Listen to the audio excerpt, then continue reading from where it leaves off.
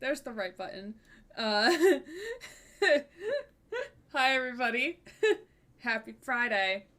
Grant, we're live, by the way. Hi. Yeah. Hello. Hello, friends. Hello, friends and countrymen, women, My fellow non-binary citizens. people. Yes. Uh,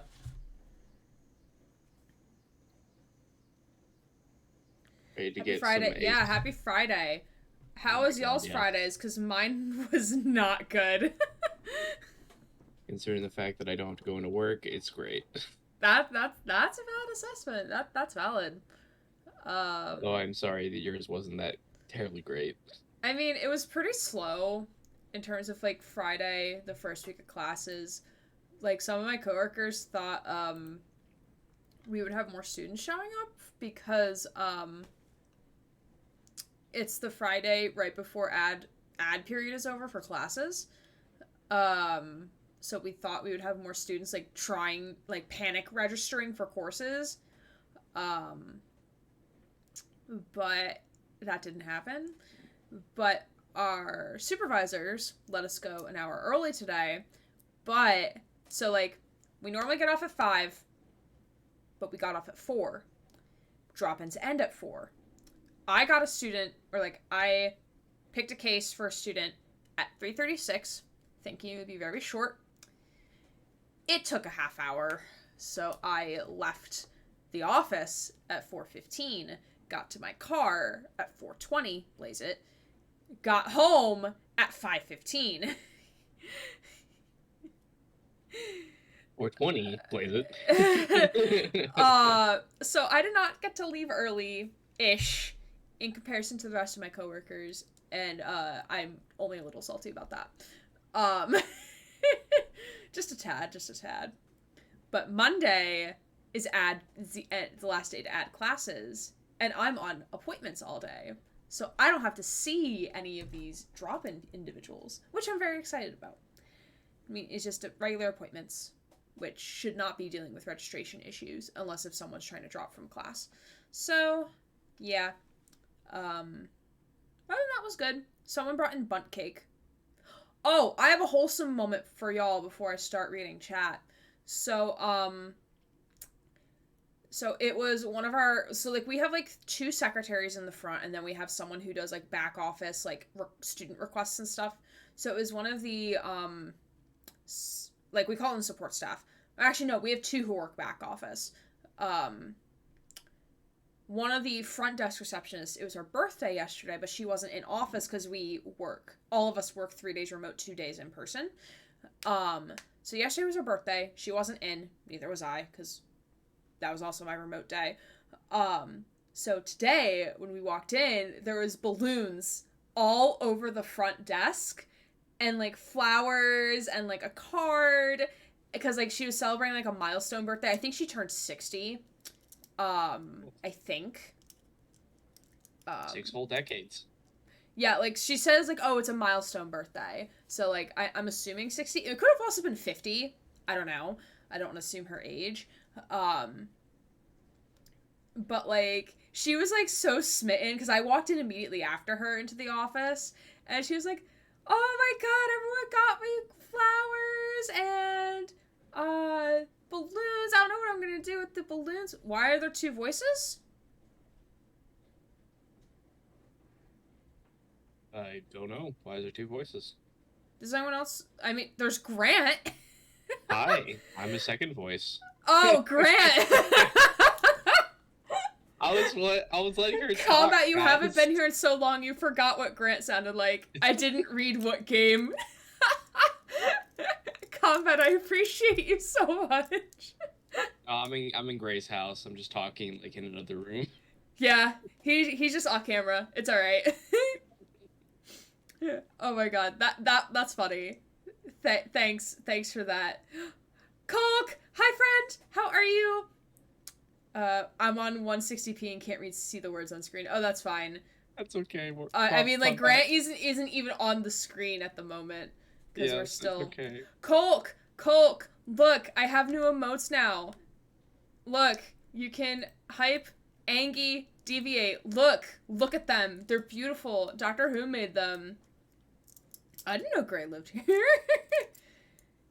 I mean, Gray is getting better at the ventriloquism. I mean, I guess so, yeah. Oh, I saw that. I love that. I know, right? They're so good. They're so good. Hope you're well. Yes, all the hype, all the hype. All right, now I'm actually going to do my job and read chat. Glow, thank you for the first, my friend. Ellie got Wendy's. Very cool. Also, Glow, amazing that you've defeated Perfect Heart, the hardest boss in Omori. That's pretty dope, my friend. Sorry that I was like bouncing in and out. I had like students and then I didn't have students. And then I had students and then I didn't have students. Hi Diana. Welcome in, friend. Hi Grant, I suppose. I also made it all the way to the through boss rush. Now I gotta do it all again to get the secrets. We love the secrets. We love the secrets. Let's see. Okay, Lurking, want to finish my progress? Yes, please eat one for me. Yes, those are Connor emotes. They're not Naruto, they're Connor. But I could see how you would make the comparison. The much-awaited return of Julius Caesar and their father, Filbert. Hi, Vaughn. How are you, friend? Hey, Cole. Welcome. Vaughn as well. Ellie's redeemed a kind plug for a subscription if anyone is feeling so generous to gift Ellie a subscription to the channel. No one is obligated to, but if you would like, Ellie would like one. Vaughn, thank you for the second. So food, Grant, what food did you get? Well, I have Mexican food from Las Palmas. Nice. I had lamb. I had a lamb chop. And fruit flies were dancing around me, and they're very annoying. And I don't know why they're existing in my apartment. I don't know how or why. It's very annoying. I've been asleep until like a half hour ago. That's valid. Mine was alright. Yeah.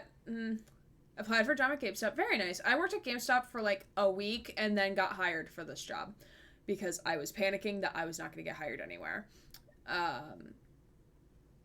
Yeah, I really liked my going to be boss. She was pretty chill.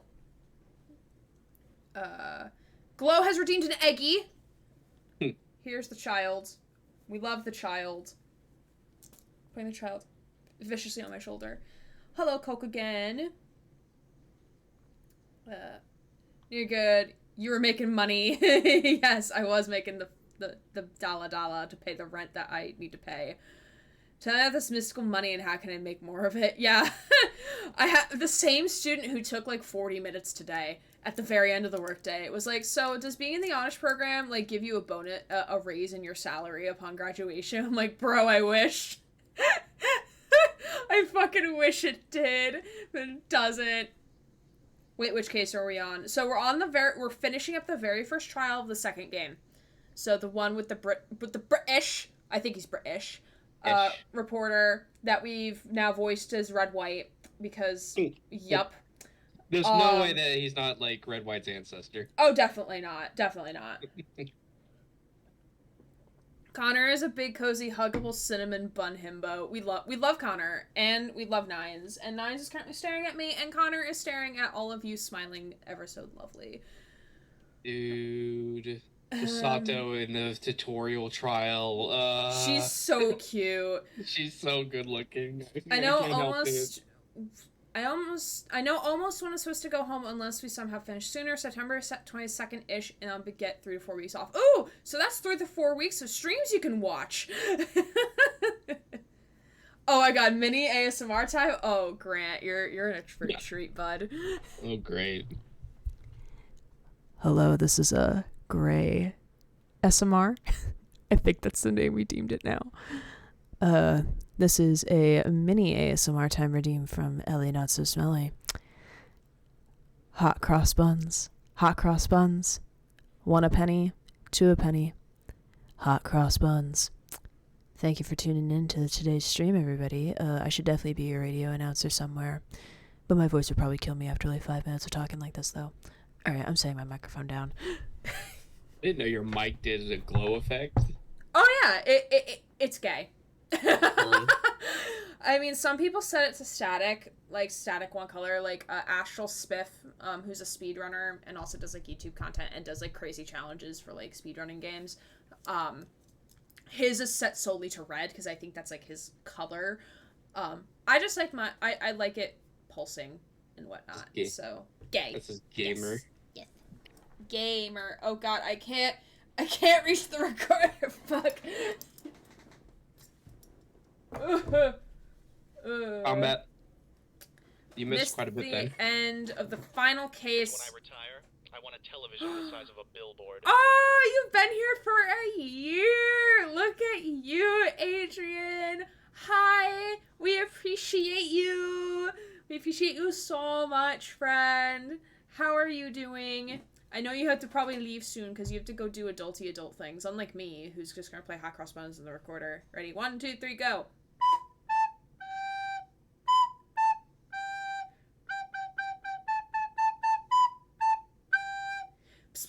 Gray. New. Hey, what's up? What's up, friend? You came in during the recorder solo. Dance, revolution. Oh, look! Spam is calling me. New Jersey needs to stop calling me. This is ridiculous. I've been getting nothing but spam calls from New Jersey. Should I scream? I'm gonna scream.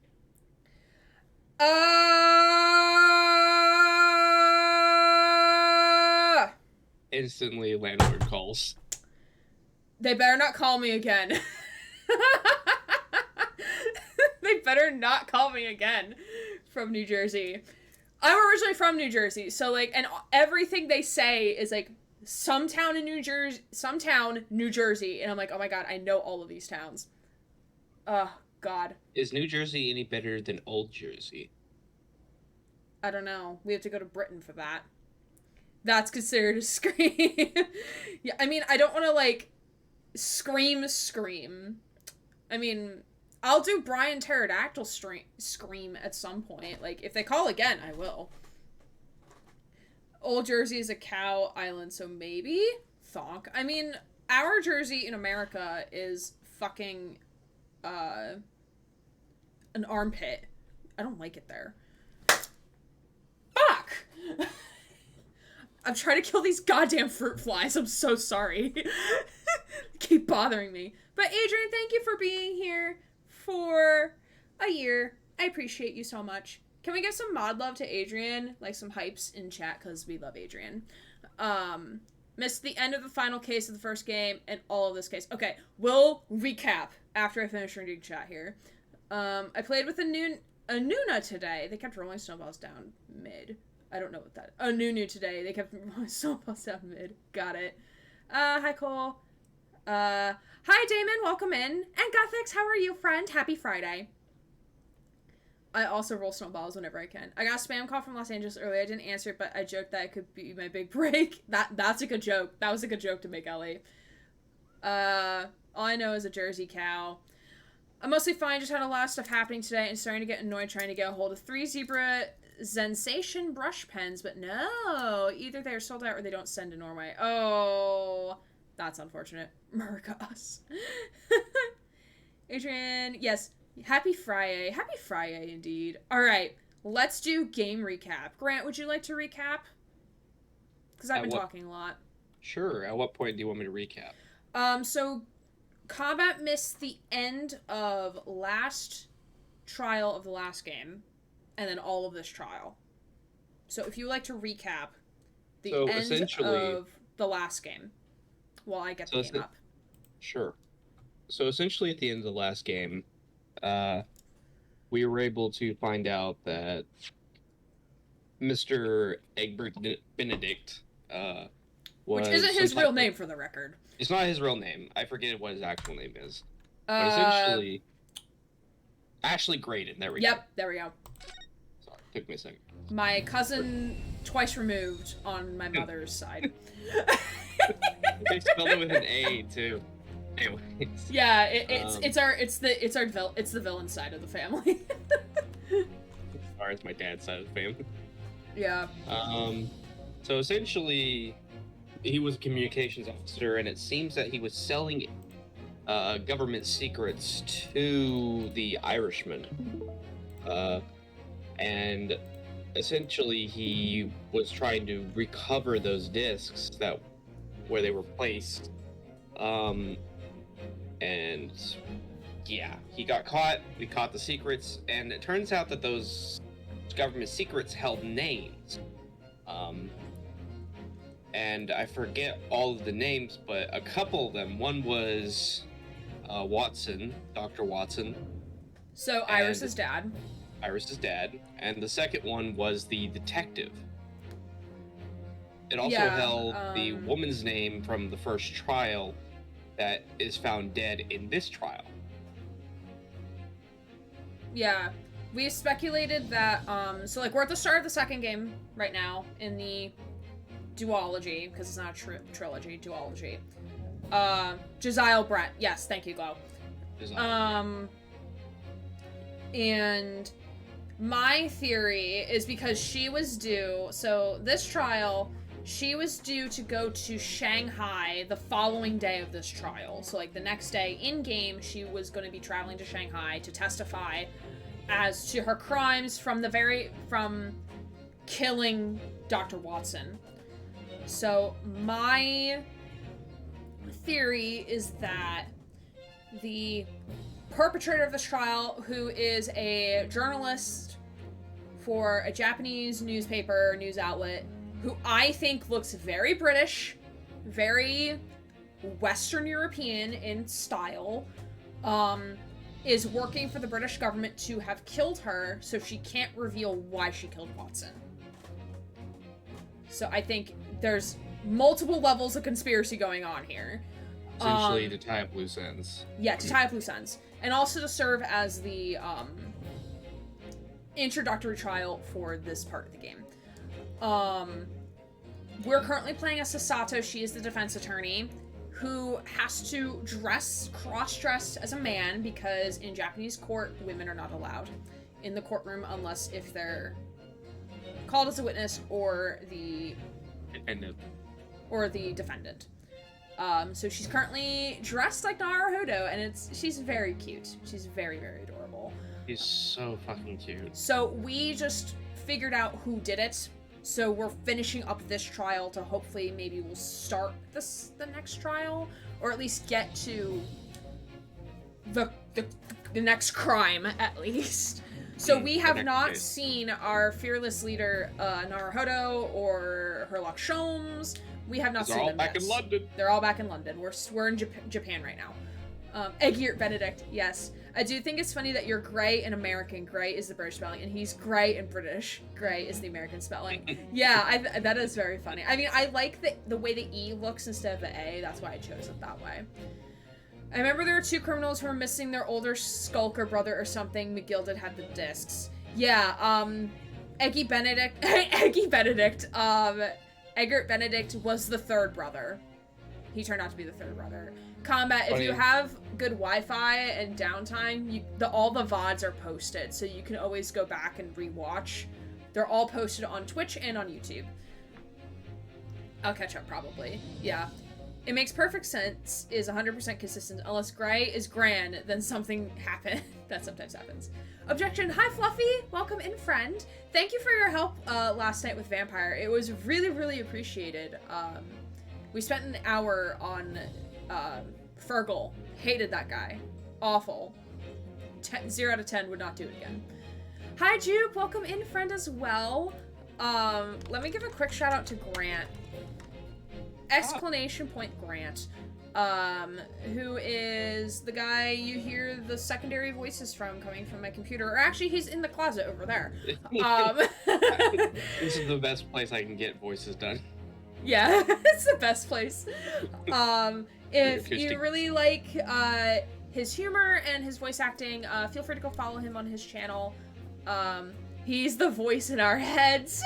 Perhaps. Thonk.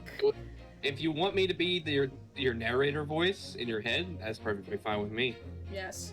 So it's all related to the previous game, man. Yeah, this is basically a continuation. So it's like, in my mind, it's a continuation, because we don't know, like, the whole thing with Vampire Daddy and, like, his whole thing about why he's called Reaper the Bailey, why, because there's a whole conspiracy revolving around him that was planted in the first game that I think that's going to be, like, the penultimate of this game.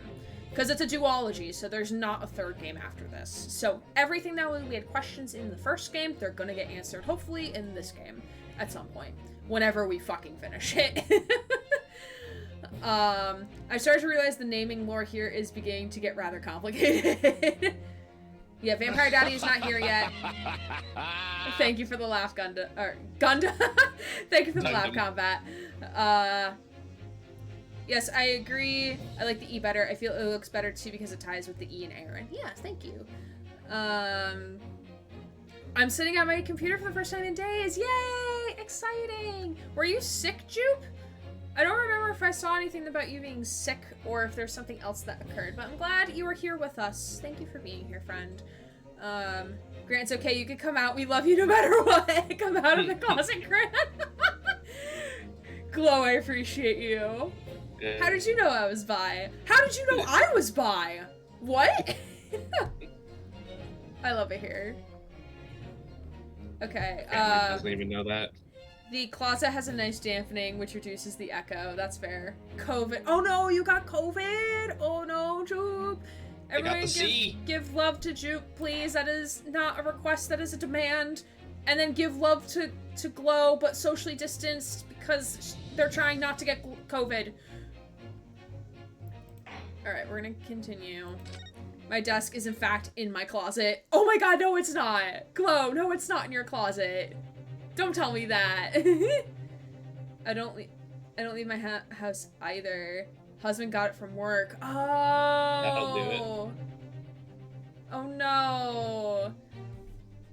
Social distance air hugs for all. Yes, social distance. Socially distance hand holding, everybody. Everyone socially distance hold hands.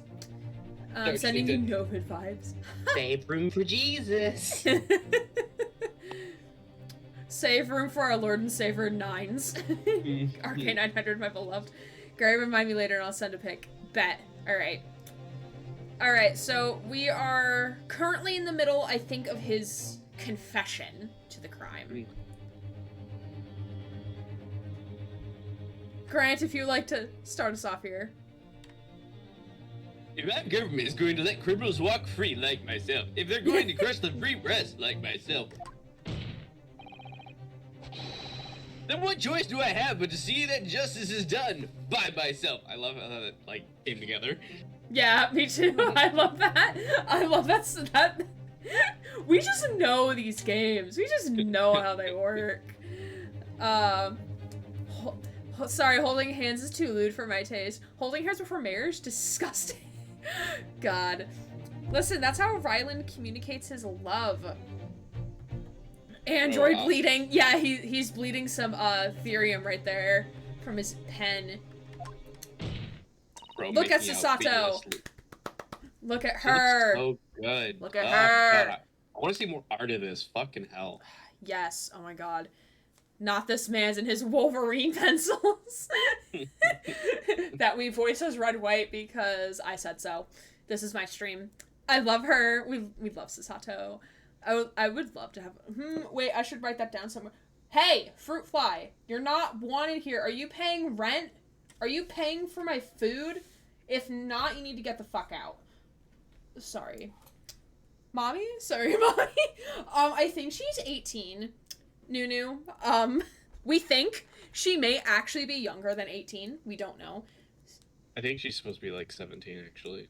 One mommy, but no daddy. Sasato uses she, they pronouns because I say so. Oh my god, Glow. I love that headcanon. Sasato in lawyer uniform. I'm just using random color pens to, like, do my open-ended to-dos. Daughter, I think she's 16. Yes. Well, the pen is mightier than the sword, so this guy is extremely dangerous. Okay, Fluffy does have a very good point. Alright. So, to be fair, he used a pen to help kill somebody. Herlock uses he, they, it again because I say so. I love that. I love these headcanons. This home was only open for free for rats, not flies. Yes. I mean, knock on wood, because I don't actually want... wild rats in my apartment. But yes, y'all are welcome. I'm just a. Y'all are welcome. I just imagine a rat just like wanders in. It's like bonjour. Bonjour, oui, oui, pocket.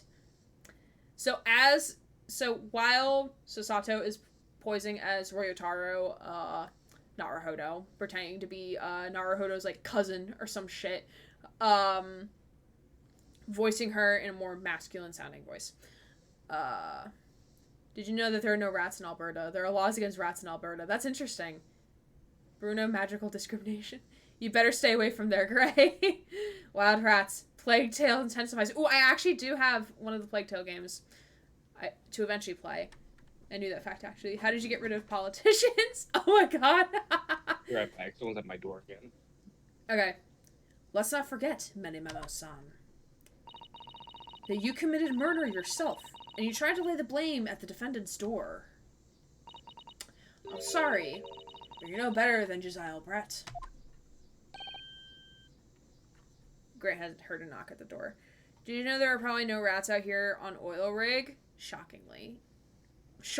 I mean, technically you're a rat, because you are in the hacker rat den, and we're all hacker rats, so technically you are the rat. Combat. I hate how that rhymed. Forgive me, for I have sinned. Forgive me for eating. Alright, I am now back, because they forgot some of my order. Anyways. Oh, nice. I was just going to take the loss, to be honest, but I'm glad they brought it back. Oh, true. Yes, very true. Alright. Basically, Susato's line was that she's calling him out for not being... Like, you're literally the same piece of scum that Josiah Brett is. What? How dare you call me such things? The truth is, you have no right to talk about justice at all. That's for Light Yagami to talk about justice. Try not to be... Susato, I suppose. It's like, don't make me come across this and make you call me daddy. Oh, this was literally the end of the trial. Oh my god. Yeah, I told you we were close. I'm sorry, I was really tired. It's alright, it's your stream. If you go, you can call it whenever you want to call it. Alright, I want to go home now. Okay, have a good one, everyone. See you, everybody. This shuts off stream. It would appear that we have reached a conclusion in this trial at last. At last, two and a part of a third stream later. Also for the defense, Ryotaro Naruhodo. Oh.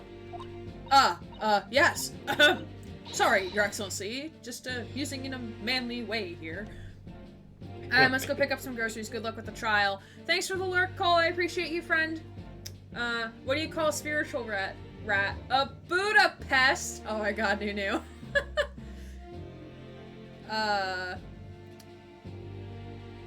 There are two rats inside you. Both are gay, yes. One of them is a rat, the other also a rat. What do you mean? What do you mean? Where are they? I'm scared they're inside me. They're inside me! It's a meme off the two wolves. It's almost unbelievable that this is your first experience of the Supreme Court. It was an excellent performance. Honestly, that meme isn't good, though. Because, like, I'm pretty sure the two wolves thing is, like, native, like, for Native Americans and Alaskan natives. And, like, that's, like, white people appropriating their culture. So, like, I'm pretty sure, like, that's where it stems from. So it makes me, like, a tad uncomfortable, personally. Glow, I'm not trying to call you out. I'm sorry, friend. I'm pretty sure that's where it stems from. I would have to do a bit more research. I had no idea. Yeah, I mean, like, this is like a space for us to learn things. So it's like, I'm not scolding you. How do you get a rat to smile? Say cheese. Cheese. Speaking of rodents, did you know bats are more closely related to humans and primates than rodents? Interesting. Interesting. I was gonna say, I think dolphins share pretty... Of course, to be fair, most things on Earth share at least like 60% DNA, so it's really not like that big of a deal. All humans share, only white people, or, sorry, I was reading Nunu's comment, and then, like, my brain spliced the two thoughts together. We're not doing well tonight, y'all. 99.9% of all humans share the same DNA. Yeah. Or is it 99.99%? It's like a very small percentage, very, very, very small percentage of us that makes us different from each other, which is crazy. I mean, it makes sense considering that we're the species known as human. Mm-hmm. Did you know humans are actually fish? Fuck. I've seen a lot of natives. I want to see source on that one. I've seen a lot of natives talk about it online, saying like always only white people are offended, so I use it. Okay, that's fair. Yeah, it's something that I would have to do more research on, personally. Sponges are our least close relatives in the animal kingdom. Y'all are dropping facts, and I just want to play the game. Judge, continue, please. In truth, it's very much reminded me of your cousin's exploits. Because Oh. that's the only lawyer that's a defense attorney. Naruto Ryunosuke, you mean? The way he handled the trial 9 months ago, and the way you handled this one, it gives me hope that we are genuinely entering a new era of justice in this land. Again, like Yagami, God. That's very flattering, Your Excellency. Hearing the defense you put forward today made me feel most keenly. Read Vaughn's comment. Did you know that humans are actually fish? Aha, Yes, 8.2. I found something that sells the zebra pens and ships them to Norway, but they don't sell the Uniball Signo white gel pen, which I also need to get my hand on. Do I need to do a split order and keep an eye out for multiple deliveries? I guess so. I mean, like, I like getting packages, so like, I'm cool with it. But I know you're not sending them to me. Though y'all can send shit to me if you want to. Anyway.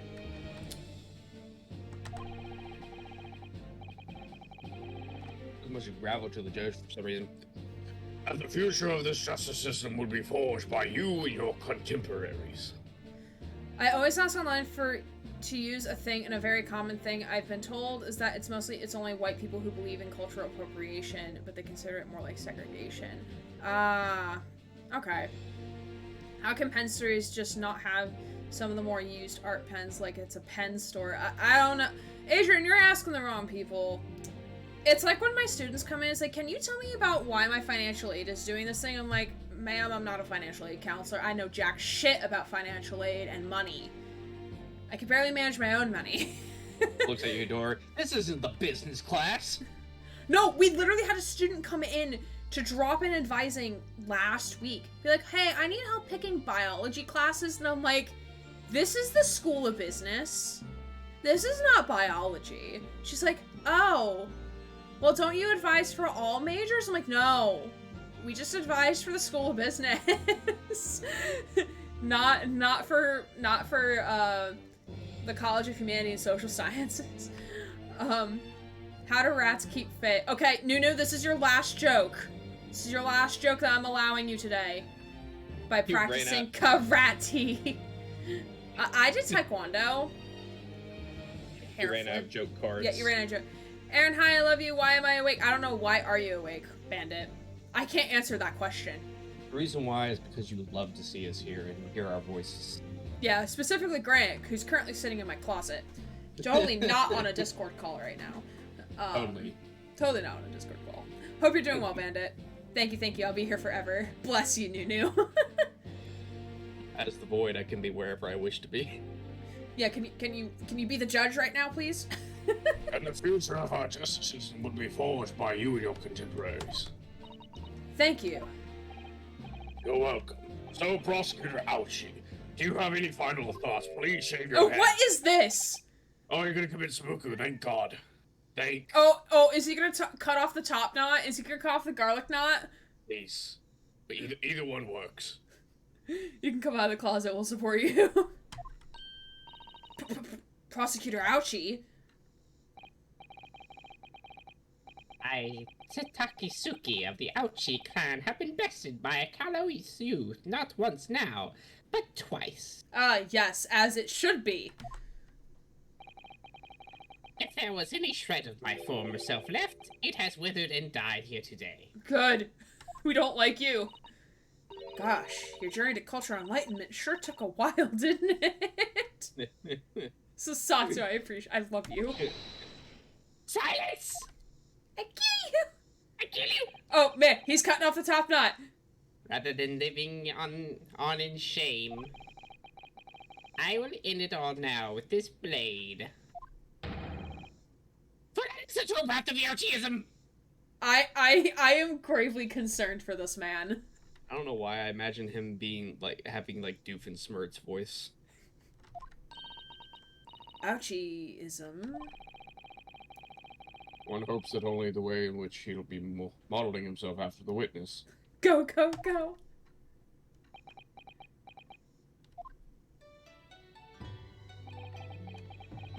Ring of my top knot. The time is right for farewell. Hope is lost forever. Takisuki. Oh, he can't bring himself to do it.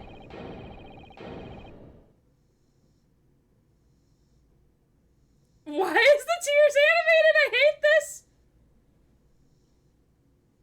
I hate this. I hate it so much. Not Kasuma's theme. Oh wait, this is Kasuma's theme? It is. Why are we what is happening? What? What? I fucking can't. He's passed out on the fucking table. I hate this game. This fucking game. My god. Hey, we cannot hate this game because it gave us cross-dressing Susato. It so gave please. us, like, tomboy Susato. I forgot about the turtle. We love the I'm surprised- turtle. I'm surprised the turtle wasn't fucking praying. Yeah, me neither. Now, in regard to the defendant, Raymambi-san. What? Adrian, you've been so busy typing you haven't been paying attention to what has been happening. The thing with multiple packages when they come from another country outside the EU, there's so much weird BS that can happen. If order something from the wrong nation, it can be blocked for import. The more packages to different countries, the more likelihood something will go wrong, from paperwork to just a grumpy troll officer. Troll officer, definitely.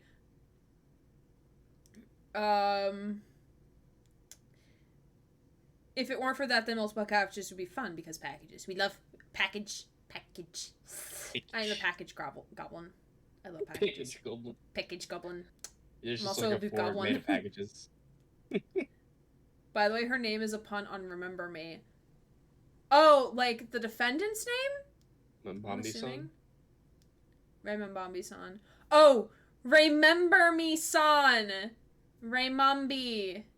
Right. Oh. God, I See, never saw that. Glow is dropping the shit in chat because I know nothing.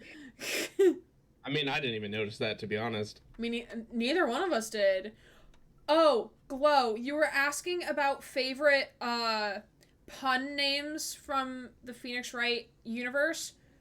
Red, White of Blue Core. Yeah. Yeah. I thought of that while driving the other day. Excuse me. You just Fly. thought of that? Yes. Come back here, fly. Fuck! I'm trying to kill it! Fuck! Urgh. One day it'll be slapped in between my fingers. I think it would be either that or Dick Gumshoe. Because Dick is another name for detective, so it's technically Detective Gumshoe. I guess so. What did the mom's rat say to the little rat when he passed his test? Congrats, I'm going to bed, bye! No, yeah, go to bed. Go to bed, my friend. Gumshoe also means detective. Oh my god, that's hilarious. Oh my god, so it's detective. They knew what they were doing when they made this game. I'm just one person at the end of the day. My multitasking ability is low. Sorry, not sorry. That's fair. I was playfully calling you out, Adrian. There's a case that seems to only be in the anime where a character is called Avery Richmond. Avery Richmond! Love to see it. But is this judge appropriate for what's happening? Sure. And now my hands hurt from how hard I slapped them together. Would you tell us you just slap it, so you slap it and you hurt your hand? My hands hurt, yeah. What I do if a fly is annoying me is putting a little sugar water on my arm and keep my hand close. I'm not doing that while on stream. Oh, hi, Peppa. I didn't know you were down there. Yes, Your Excellency. I have reached my final verdict. I hereby find you guilty of being a woman. Oh god, no. Not guilty. Yay! Finally! As Ouchie dies on the prosecuting stand, as he deserves. The judge looks different in this. What? Wait, I missed it.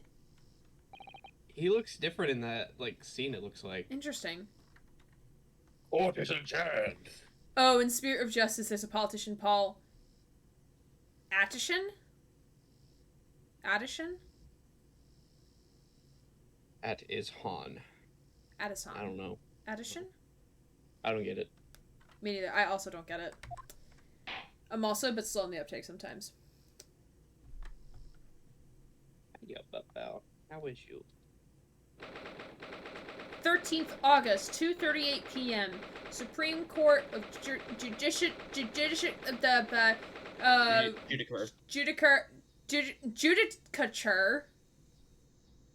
Defendants Antechamber 3. No one should allow me to speak ever again.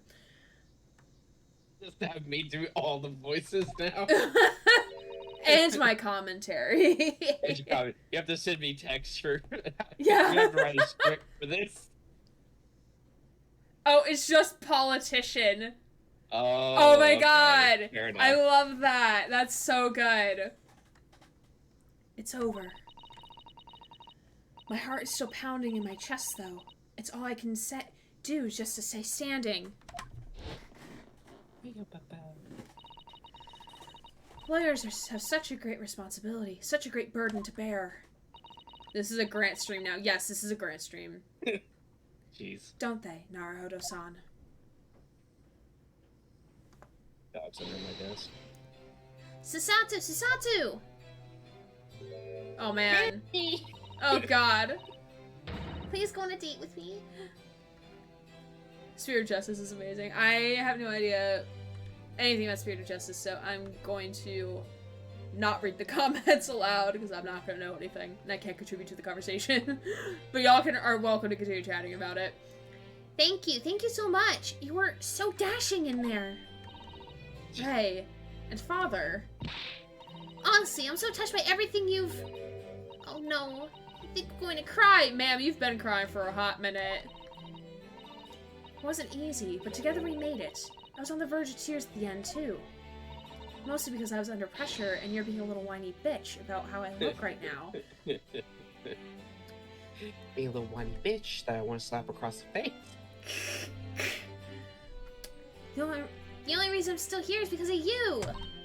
Oh no, I can't take all the credit. It took courage to tell the truth in there. You did wonderfully, Ray. So I would have to say that the congratulations belong to you. No, you! No, you! No, thank you! Susato, don't be so standoffish. Sorry?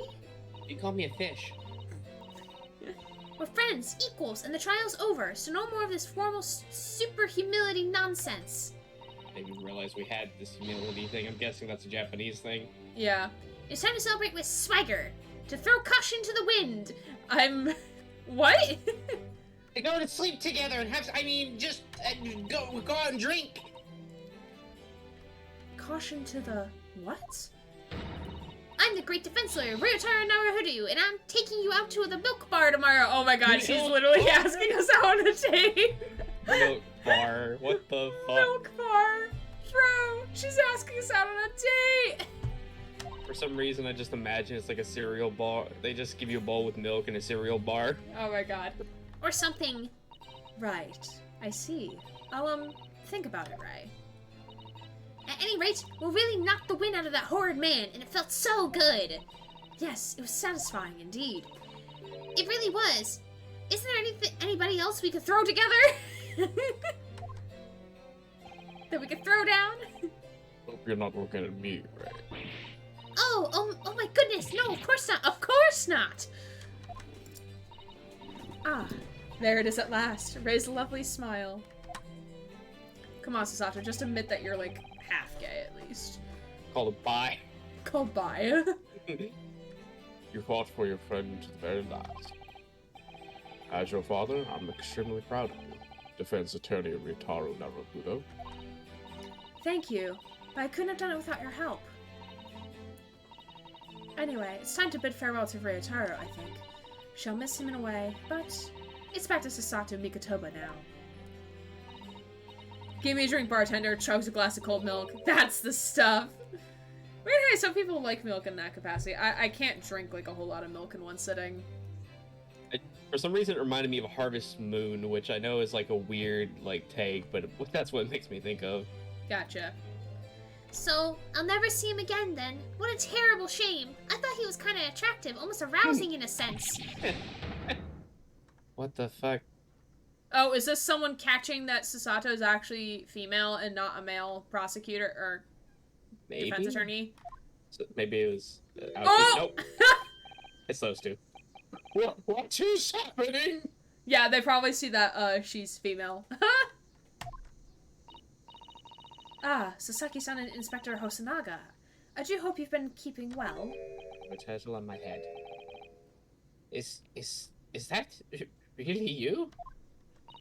Yes, I had to change my appearance for, well, obvious reasons, I hope. But it's me. Sasato Mikotoba.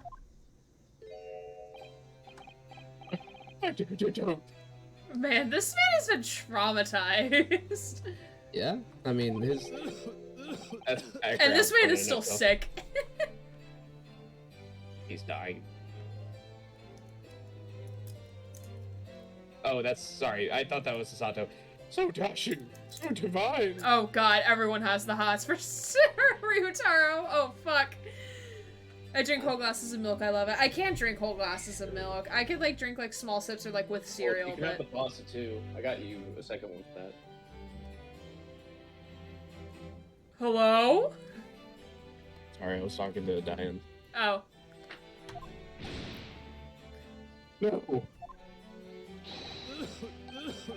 Dashing, yes, and devilishly divine. Just look at you. Oh god, Soseki, are you gay? I mean, which is fine, but like, this is a crying shame because we're not actually a man. I had no idea, Mr. Sato-san, Esquires, that you were Malcolm student Naruhodo-san's Esquire's cousin. Oh my god, you fucking idiot. Oh my god, what? Sir, please. He looks like... Go ahead. They're not cousins. Oh God. my god. Soseki, please. Make them being together really weird, even though that's okay in Japan, apparently. He looks like he's a second away from breaking into an abandoned building to steal some copper wire. He's Edgar Allan Poe, except Japanese. Yeah. Have you tried putting powdered milk in your milk for more milk per milk? Combat, I No. hate that. No, that sounds disgusting. Astonishing, astounding ace attorney. That's what this game should have been called. That was the second one they were gonna go with. They're like, nah, it's too long. We'll just have characters. The say Great Ace Attorney Chronicles. it. Astonishingly astounding Ace Attorney Chronicles. Gang. Hi, Derp. Hello, friend. He said the thing. All right, that's the title. That's it. Roll credits. We're done. That's the name of the stream. Let's go, guys. Oh, so I'll be going to be a grown-up, unfortunately, so sleep to go. I'll be go. Bye-bye. Bye, Adrian. Thank you for the cheers. I appreciate you, friend. I can't believe he wants to be a grown-up. What a loser. Can't believe Adrian's like the most grown-up out of all of us here. I thought that was Mary. No, that's Adrian. Fair enough. Of course, it's the pirate that's the most grown-up. Poor Soseki-san. So confused. As always. I still remember the first time I ever met him. He was in a prison cell in London. What an extraordinary conundrum it was that the unwitting student from Japan found himself embroiled in. But after Naruhodo-san's skillful defense at the Old Bailey, Soseki-san was free to return to Japan. And now he seems to have earned himself great fame as an author. Stunned. That's a truly impressive disguise. Ah, nutting in the prison cell too, I see. Oh no. It's me, I'm watching on shift at work. Oh my god, Butler. Don't get in trouble. Don't get in trouble, please. I don't want y'all getting in trouble, my children. Even I had no idea, and I'm Chief Inspector at the Police Bureau. Who came up with Mr. Turtle, no less? Mr. Turtle!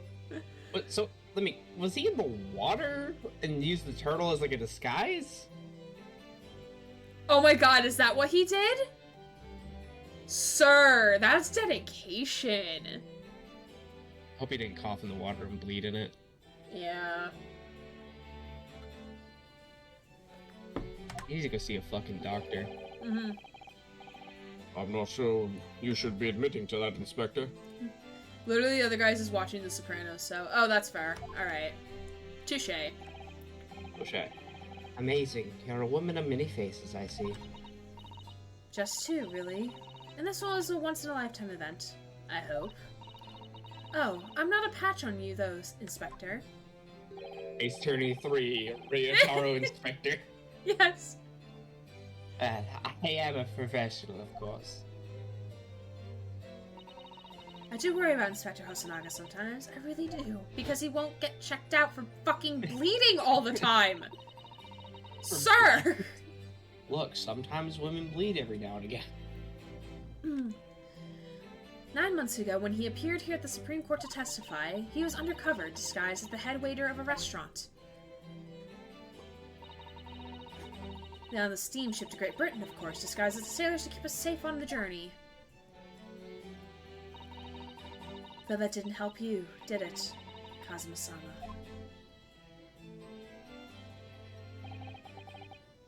From my perspective, I have to admit that I have mixed feelings about all this. I mean, now the truth has been lost forever.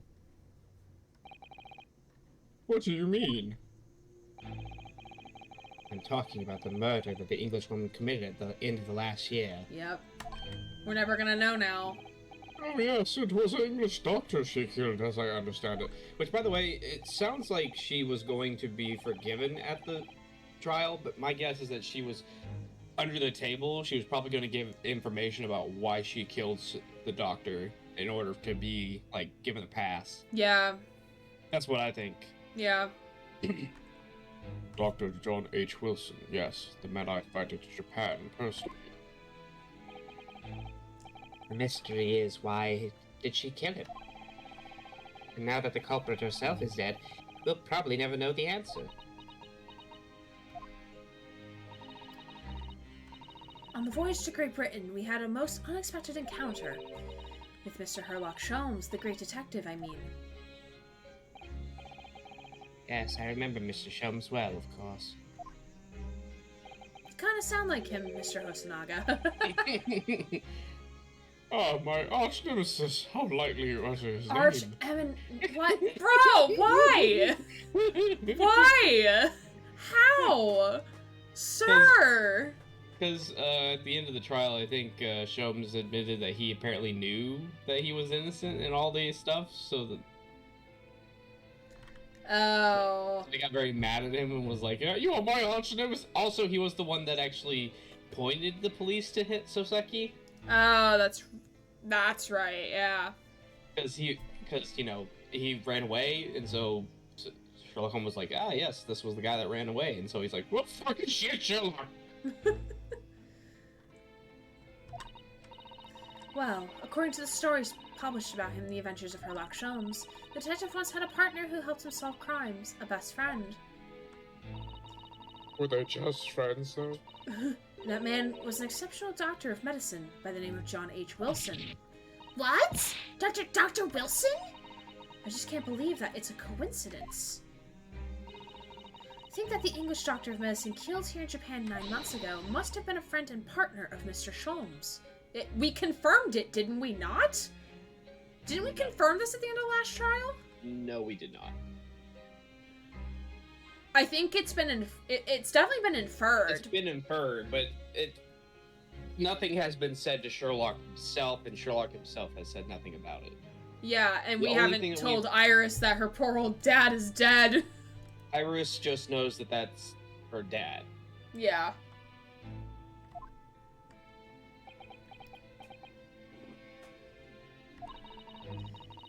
If that's really true,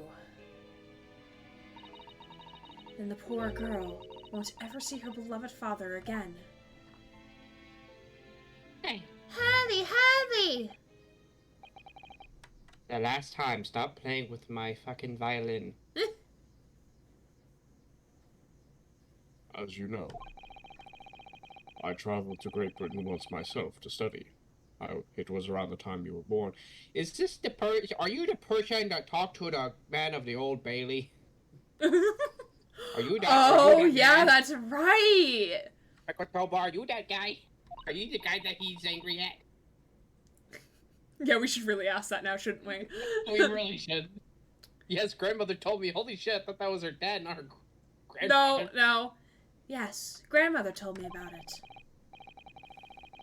On returning to Japan, I took up my professorship at the Imperial Yumi University.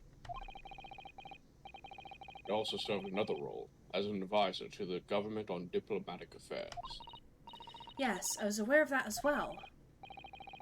In that case, I'm sure you understand that there are some confidential matters I cannot divulge to you. Ooh, he knows shit. He knows the tea. I think he's got the Tokugawa clan on him.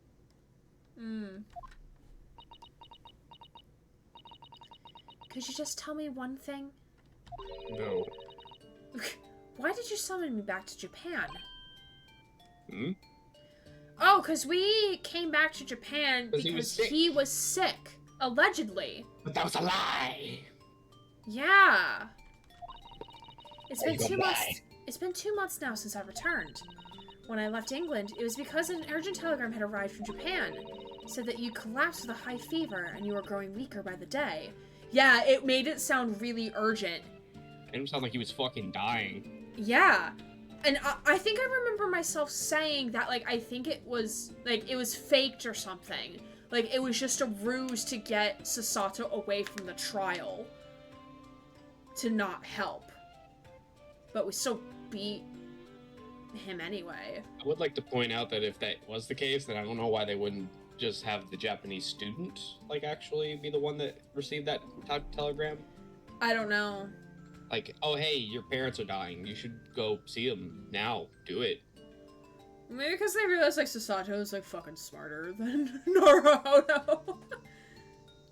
My guess is because they didn't want to make it too obvious. Yeah, that's probably why. They don't want to make it too obvious.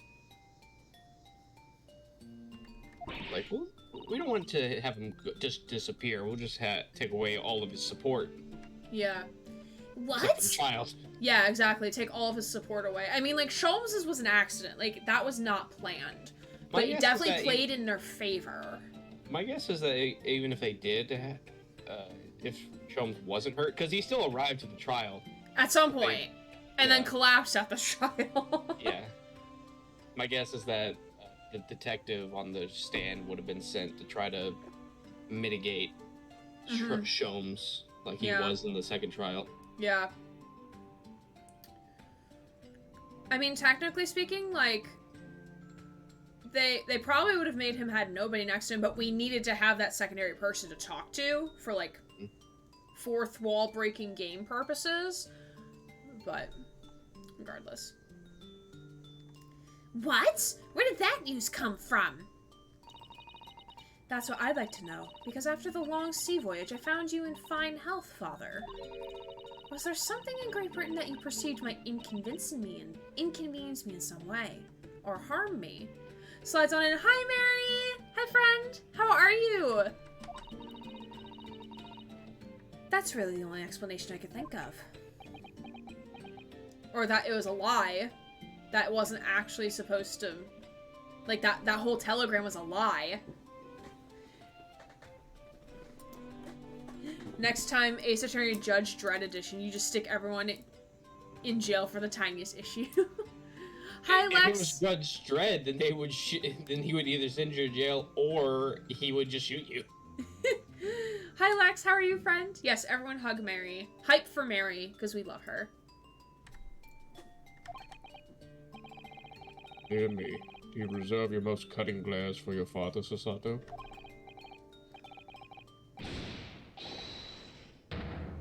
Oh, man. This man has to ruin it all. Would anyone like some freshly cut watermelon? Ooh, I don't eat watermelon, but please share with the rest of the rat colony, please and thank you.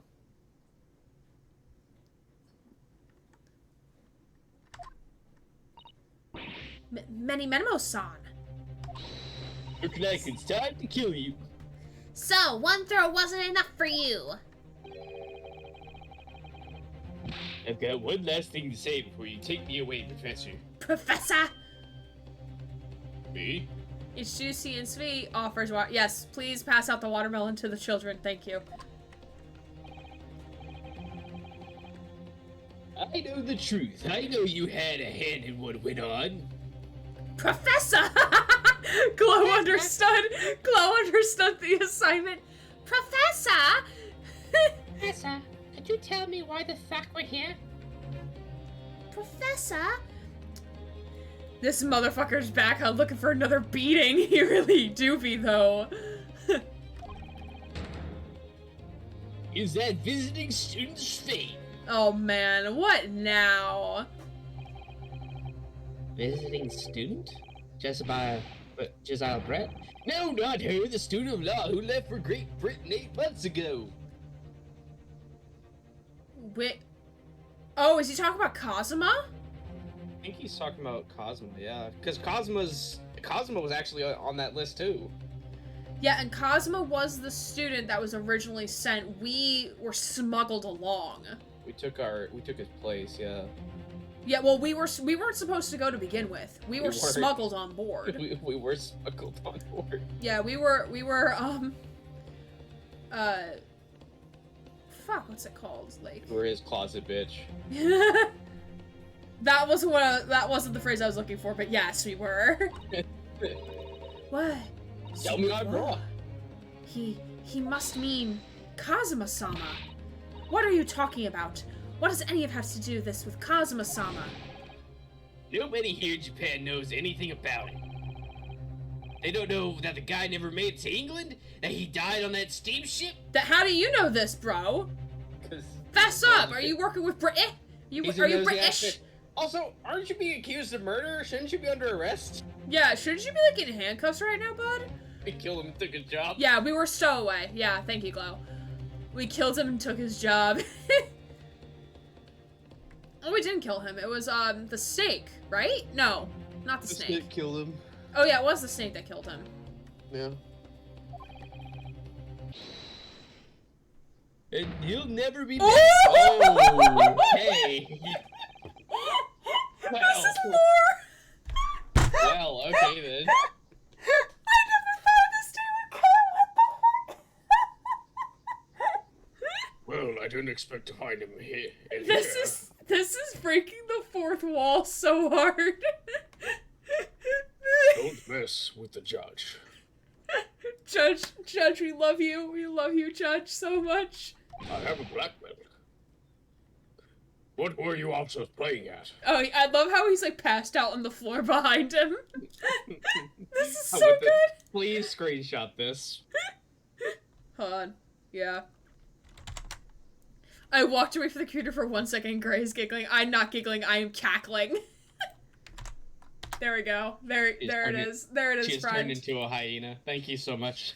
Get the fuck out of my courthouse, Judge. Get the fuck out of my courthouse. Someone broke Gray. The judge broke me. I'm sorry. Judge Dredd. For the fourth wall there. Now we're way past the sixth by now. I guess Mary, you have to fix some walls now because we keep breaking them. Wasn't it shown that the snake literally didn't? Wasn't that Herlock's theory and it was just an unfortunate accident after all? No, Herlock's theory was something different. Well, I believe that she was like an escaped Romanov princess, and that she it was some weird thing. We found out that she wasn't hiding like a dog or something. It was actually like a snake or whatever. Yeah, he made a lot of assumptions. Yeah.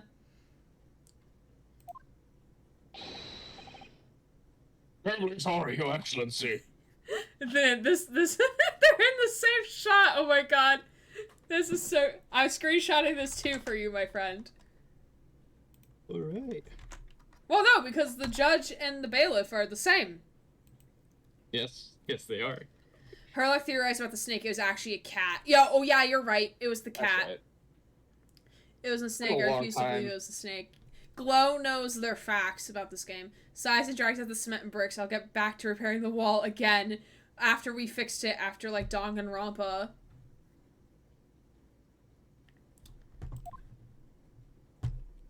This was so... That was so good.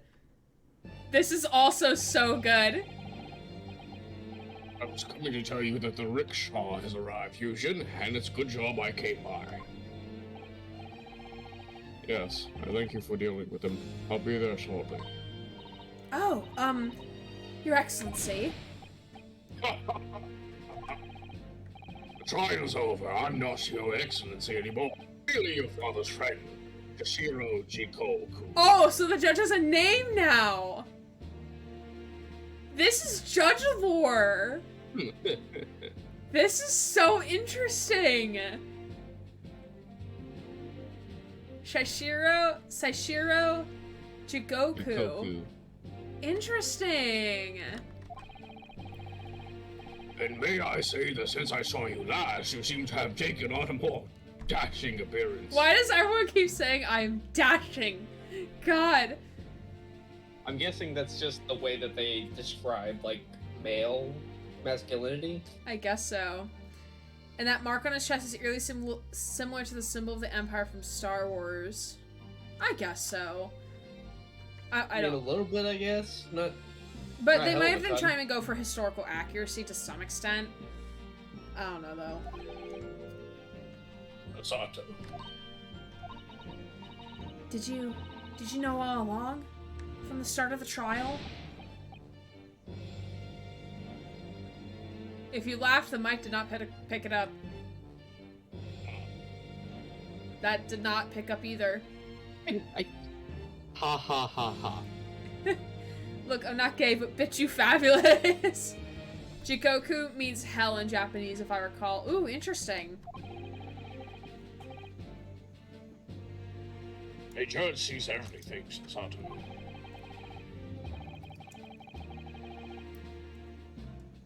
I couldn't let you take the risk. If Sasharo here hadn't known, and then he'd recognized you. So I had a word in his ear before. He's an old friend. Interesting, okay. So, Sasharo, shall we?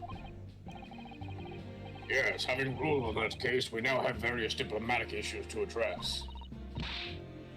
Before you go, Father. Sorry, my dear. We shall have to return to our earlier conversation at a later date. Oh, of course, of course.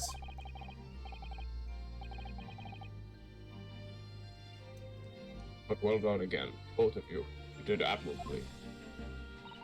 Oh, thank you both very much. What do you think of my Shasharo sling, eh? It's been a while since I sent a man flying like that. It was very good, Judge. Google agrees Jikoku means hell. Interesting. What does Shisharo mean then? Yeah, what does Saishiro mean?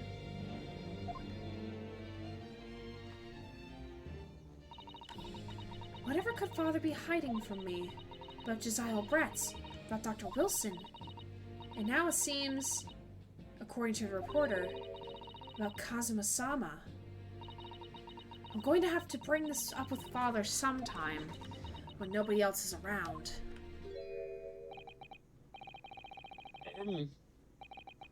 Judicial Assistant Mikatoba Sonic Squire Esconite. Hello? Oh, yes, of course, Soseki-san. What is it? think perhaps it could be fate that we're meeting again like this now. Are you sitting farther away from your microphone? No, I'm closer actually. Interesting, because sometimes it, like, voices you, like, it is regular volume, and sometimes it, like, dials back on your tone a little bit. I leaned back at one point, but... Saishiro? Yeah, that's the spelling of Mary. I think perhaps it could be... Sorry. See, right?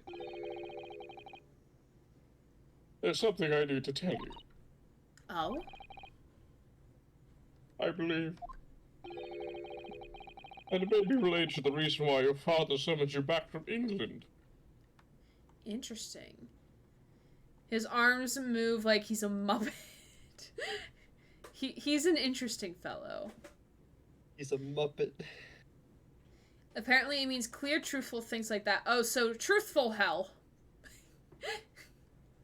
The truth is hell. The truth is hell, yeah. This I have to hear. Please, Soseki-san, tell me at once. I will. As you know, my time in England was terrible, cursed. I have no doubt. Such awful things I was embroiled in. Thank goodness local student Naruhodo-san Esquire stepped in. My god, how many things are we gonna add to their names, man? I want a fucking reward for just saying the entire title with no problems. Yes. You deserve a reward. Fucking hell. After he secured my freedom, I couldn't wait to get on the ship back here to my homeland. It's not like a script where I can just redo the line. It's like literally like first time, first try. Yeah. Having arrived in Japan, I submitted a report about my experiences to the Minister of Foreign Affairs. Oh, does he think his negative report, because it would have gone through, her father's office or hands, maybe he saw the report and was like, oh shit, I need to get her out of there. Yeah, and he probably saw the Old Bailey guy and realized that she might be a target. Oh, Vaughn! Y'all are doing hot cross bonus tonight, holy crap. Here's a hot cross buns for a reward grant. Alright, ready?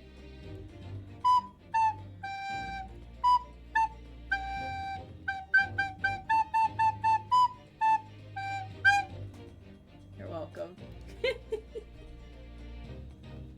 That's your reward. Yay! Yay! Yeah, I mean, like, either, like, I like both ideas. I like the second idea of it being faked the whole time. But, like, this is also a good theory. This is also a good rationale that we have going here. I think his report went through, he saw it, and he realized that the Old Bailey guy was now prosecuted again, so he faked the letter in order to get her to come back so that she wouldn't have to be in front of him again. Maybe, yeah.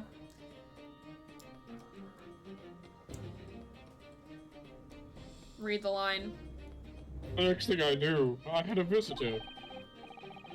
It was your father, Professor Mikotopa. He wanted to ask me all sorts of things about my report. My father?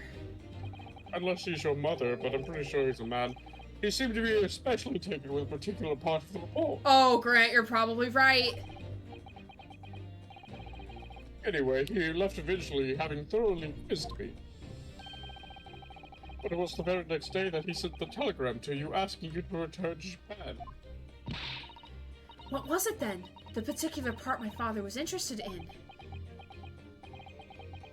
I don't really know exactly. But do you remember them? Those two terrible cases I was caught up in? What, two? Two? I was just one. Yeah, I thought it was just one. Like, I'm glad we both had the same reaction there, because I thought it was just one. Of course. I could never forget. Your father seemed to concern himself mainly with the second case. Oh, because wasn't there... The first case was before we were there, right?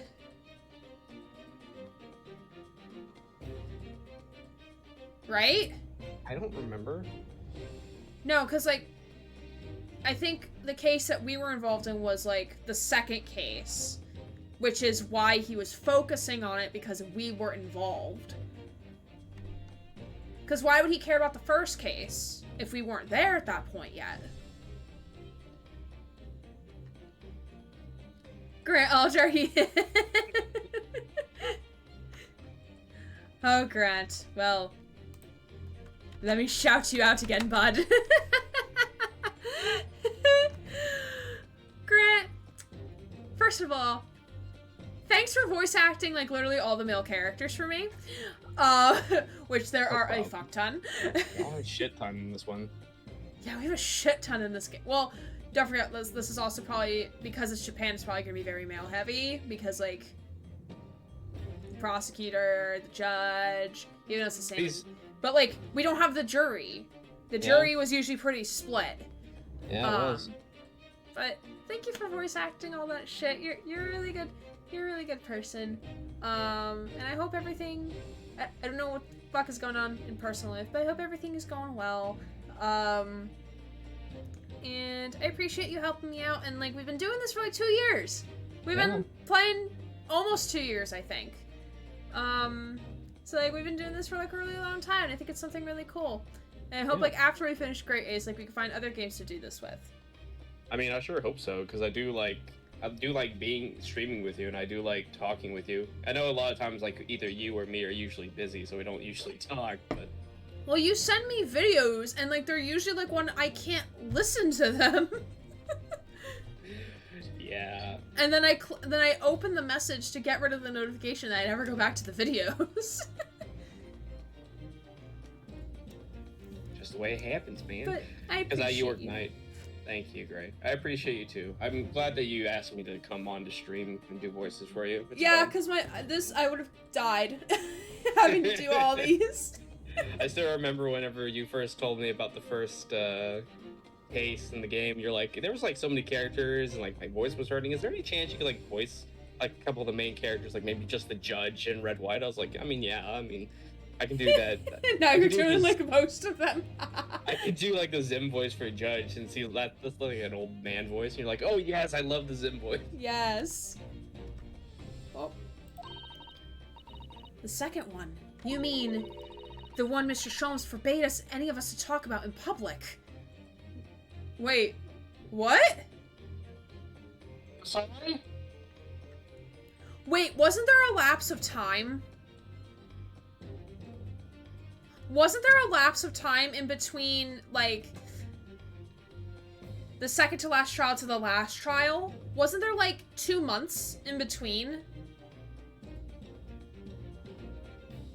There was time lapse in between, but I don't remember. Maybe, because maybe this is going to cue a flashback. To go, like, Chapter 2 is going to be a flashback, and then Chapter 3 of the game is we're going to come back to here, to this moment. So we can see what happened, what transpired during that trial.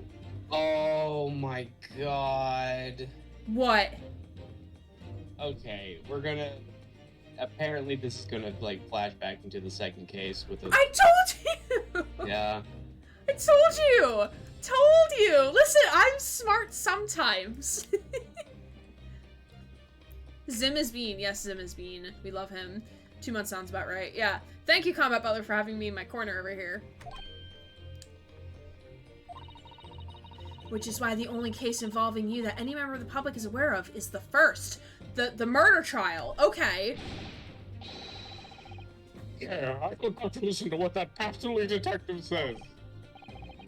Anyway, the point is, it seems that case somehow holds the key to all these curious unanswered questions. Interesting! This has taken a twist that I was not expecting, and I'm really liking it. That horrific, hideous case of the case of the haunted lodgings. I can't believe I was in 2 murder cases and only just I found out about it. That case somehow caused my father to summon me urgently back to Japan. I thought the whole business was over, but it seems I was wrong. Perhaps that was only the start. Perhaps the story is not yet told. I can't believe that Sorry, I guess I was only half right because I thought it was just because the Old Bailey, but instead the game was like, not only that, but there's a whole second case, bitch! So, the mystery of that English woman's death is solved, thank goodness. Oh, she's talking to his grave again. And having stood in the Supreme Court now, I think I can comprehend a little better. How you must be feeling as you fight for people's freedom in a foreign land, Naruhodo-san.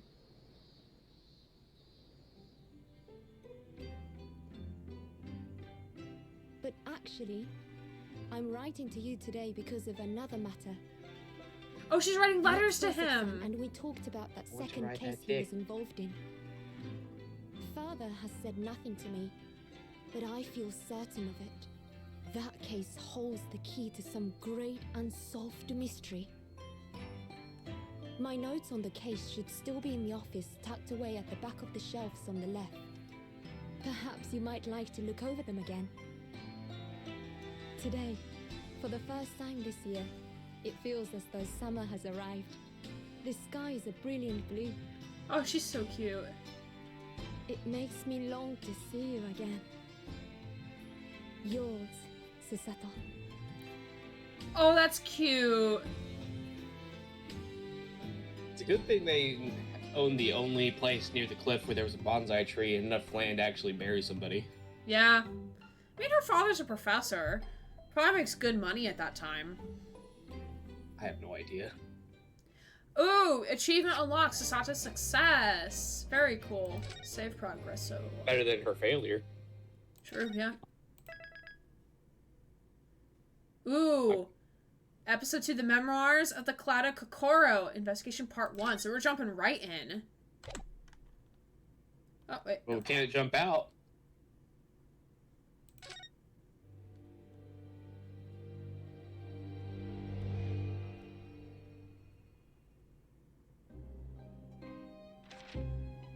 It was a ghastly tale of a winter's night. One of an invisible killer and a crime. Oh, so we're flashing back now. On the pavement along Briar Road. As the victim lay at death's door, the mystery of just who had stabbed the young lady from behind had been resolved. But no sooner had my friend saved that Eastern Exchange student from his harrowing plight, then in the dim, flickering shadows of gaslight did a second bizarre crime rend the stillness of that very night. I dare say most can still recall the sensational headlines of the day. Haunted apartment of death, the condemned criminal's curse, the dread demon of coal gas. Yet, though the great detective had at once discerned the truth upon his arrival at the scene, it was more than what meets the eye, probably. it only proved to be the overture that announced the rising of the curtain on a most tragic play. Clouded Heart? I don't know. My name is Ryunosuke Naruhodo. I'm a fledgling lawyer. Just started out my journey. 6 months ago, I arrived as a visiting student of law, having made the long voyage across the sea from the Empire of Japan to here, London, England, and my best friend was murdered in the process, but we're not going to talk about that. And on the way, in quite extraordinary circumstances, I made acquaintances with the world-famous detective. Currently, I reside in the attic of the detective's own lodgings, from where I run my legal consultancy of sorts. I successfully defended a number of clients in Britain's highest court, the Old Bailey. Well, since a particular grueling and unforgettable legal battle 4 months ago now, I haven't returned to the courtroom. In truth, I lost my right to return. That epic trial was just one small part of an epic tale. A tale was now about to awaken from the slumber, thanks to a letter that arrived this morning from my homeland. Ooh, so we're not flashing back. So we're not flashing back. We're supposed to. You could be getting a letter in the middle of all this. Hold on. I can't believe he's about to get nudes from the letter. This is how nudes were back then. Wait. No, wait. gonna do something real quick.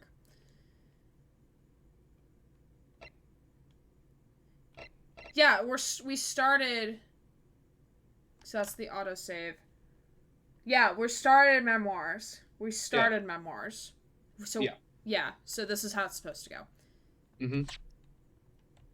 There's a funny story. There's actually, I forget what her name is and what the investigation's called, but essentially the woman character that is more often like shipped with Sherlock Holmes because she's the only woman that's like actually his age.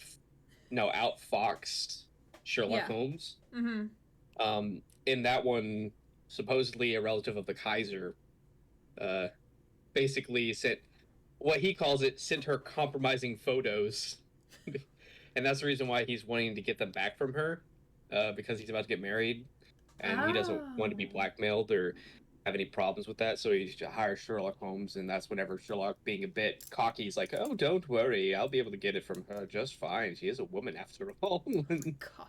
And then she outfoxes him, and that's whenever he's like, "Oh, deep respect for her," and find out that even I can make mistakes, and essentially, yeah.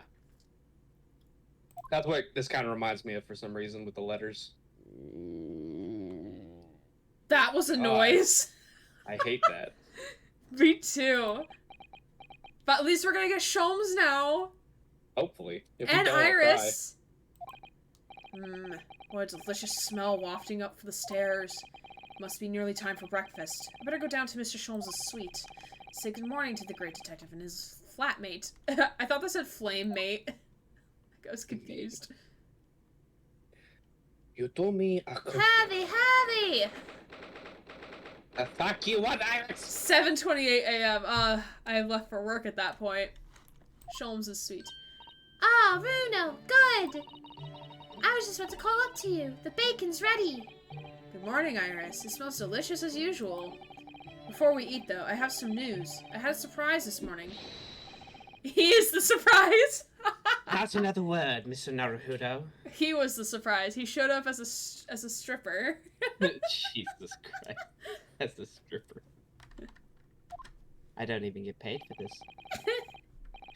This could be just the abstruse thing for my pre-breakfast stagnation repelling mental stimulation, my dear fellow. Oh god, you get props for, like, reading that without stammering. Oh my god. No what? Pauses, first try. Give me $100. Someone please pay me to voice act, please. I beg you. Morning to you too, Mr. Sholmes. Ah, yes, I see. So that's it. I can see directly into your eyes. There's a brain behind there. Behind that cornea.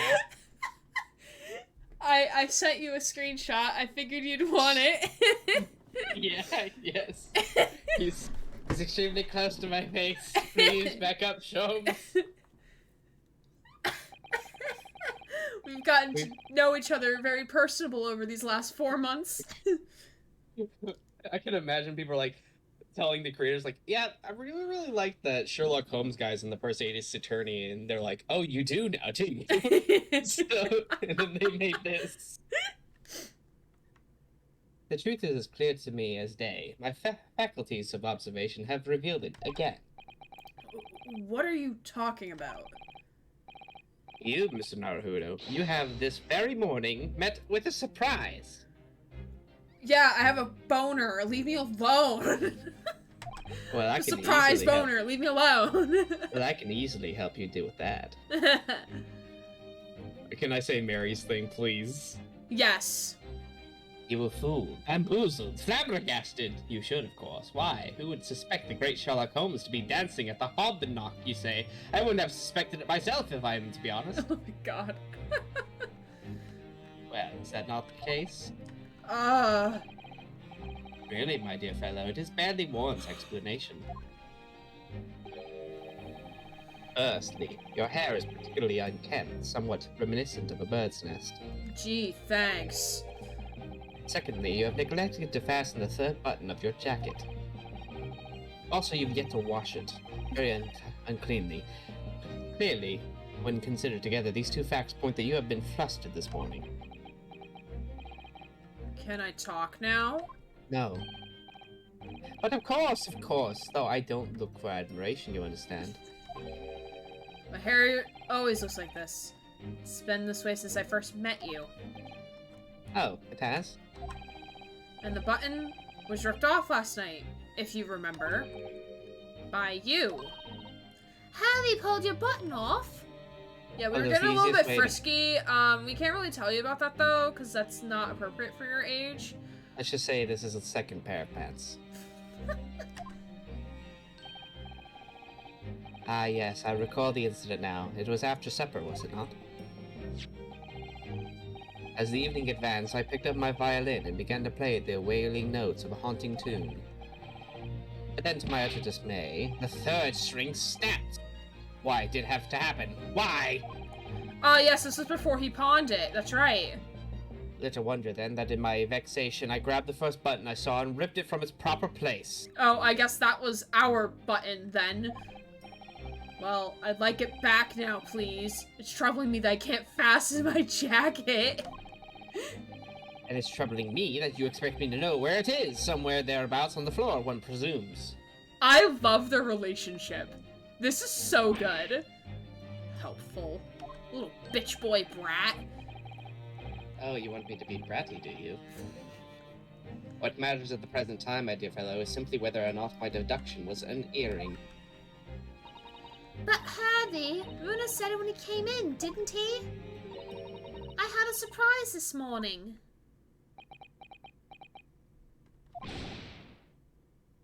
Ha ha! Well, that really is a surprise. Why are you wearing fingerless gloves? Because he's edgy. Yes, this man is the pride of the British Empire, the famous consulting detective, Mr. Sherlock Holmes. There can't be a single person in the world who doesn't know his name. Who? Alright then, enough of this silly conversation. Come and eat this bacon before it goes cold. And I have a new herbal tea for you to try too. My latest special blend. Why is there an elf shoe on the banister? You expect me to know? You expect me to know what goes on in Sholmes' head and apartment? No. I mean, I expect you probably have ideas. And here we have Iris Wilson, Mr. Sholmes' lodger and companion. A truly exceptional young girl who's the author of highly successful serialization here in London. Yes, The Adventures of Sherlock Holmes, as published in Rance magazine.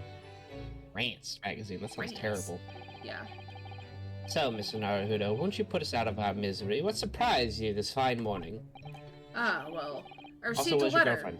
Yeah, from Japan. Oh, from Susie, you mean? Was it? Really? That's right. And she has some rather unstartling news, in fact. Intriguing indeed. You must tell us all about it over breakfast. Oh, yes! What fun! Alright.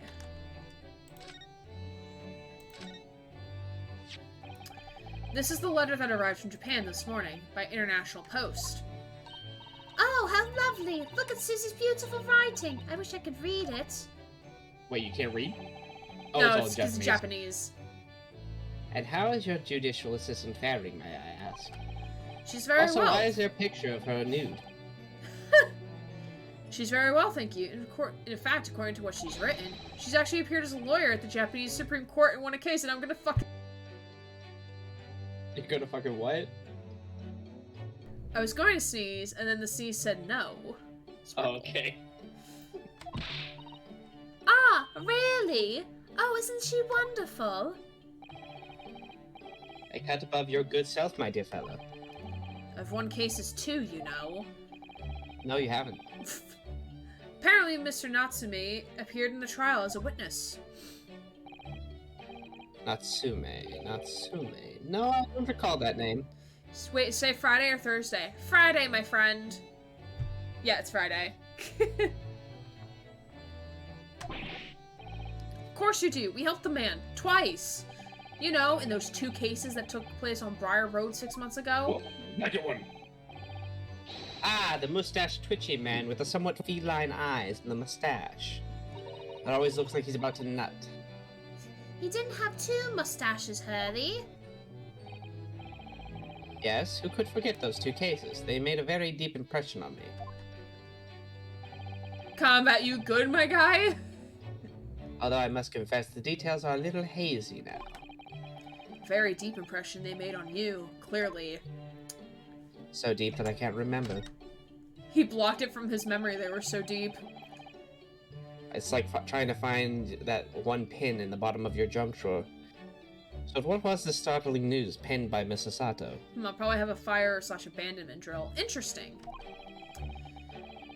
At 7 a.m. Oh, no. Do you remember the case of the haunted lodgings, Mr. Sholmes? Yes, it's very interesting, you know.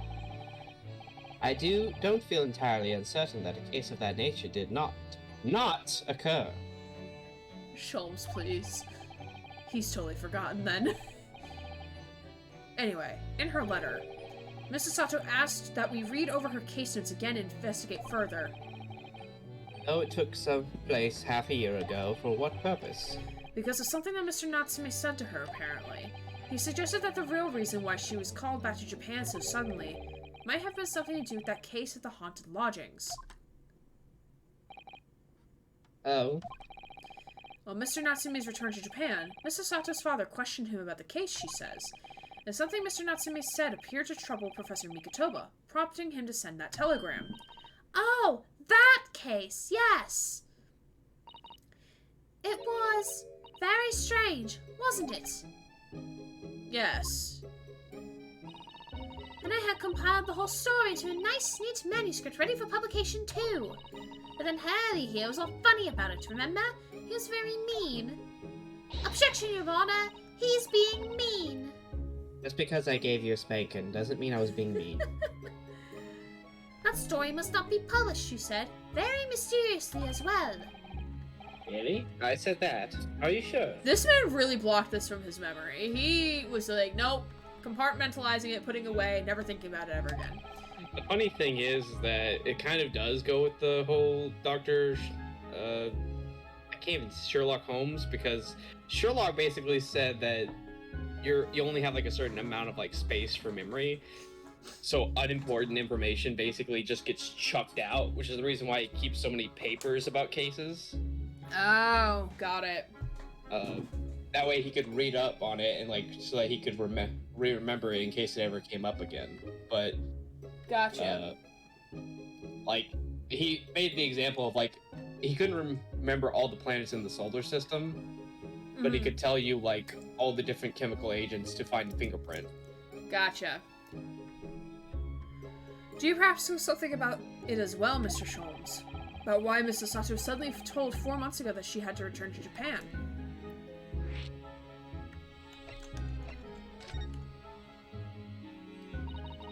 It's been 4 months now since we waved Susie off at Dover. It was such a shock, wasn't it? The way she just suddenly announced that she had to go back to Japan. Indeed it was, due to a telegram she received from her homeland, I believe. That's right, telling her to return urgently. Yes, because her father had passed away. No. You just said he was suffering from a high fever, the cause of which was unknown. He's not dead. Yet. Yet. But according to this letter, that news about her father's fever was just a ruse. A ruse? So Susie's daddy lied to her and so that she'd make the voyage back home? Father's a Russian. Why would he do that? I have to admit, I have absolutely no idea. But she believes it's almost certainly related to the case of the haunted lodgings.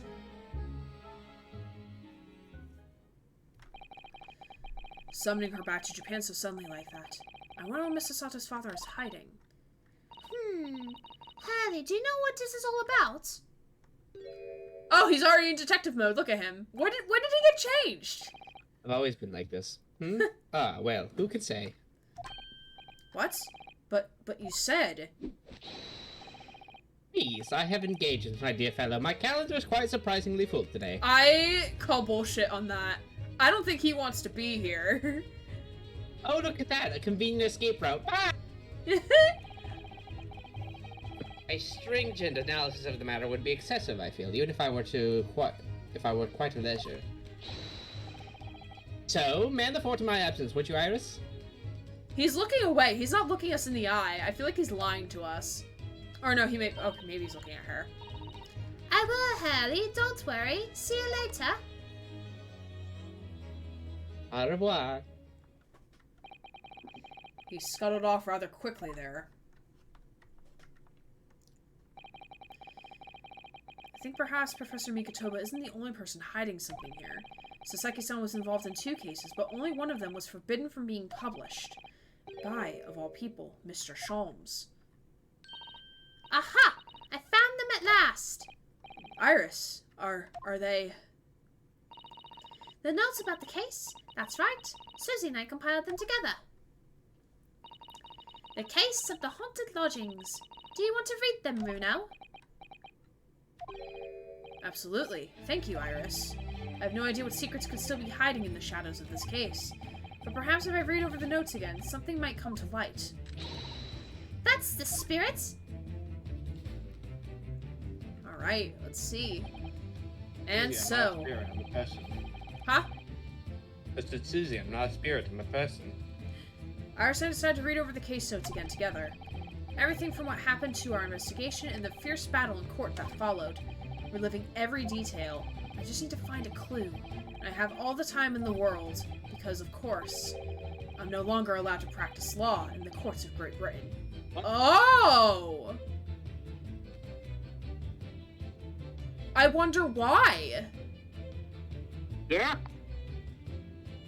Yeah, because I wasn't like that at the end of the last game. Nope. So something must have happened. What did you do? Yo, Naruto, buddy, what did you do?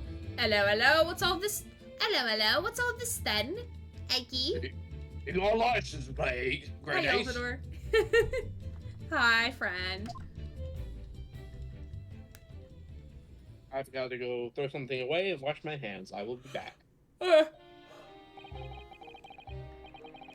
was 6 months ago, a mysterious incident that unfolded on the wintry streets of London.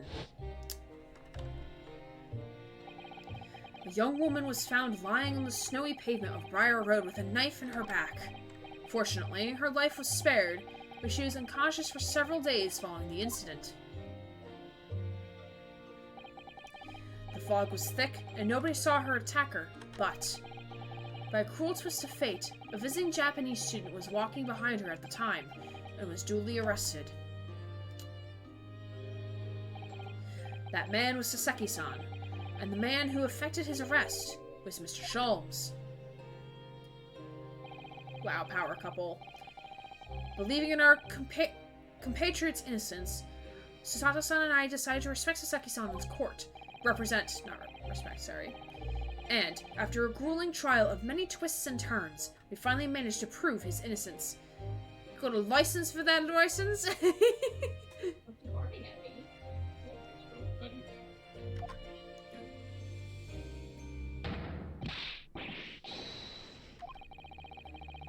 Was the man's reaction after that trial, but his jubilant jubilation was short-lived.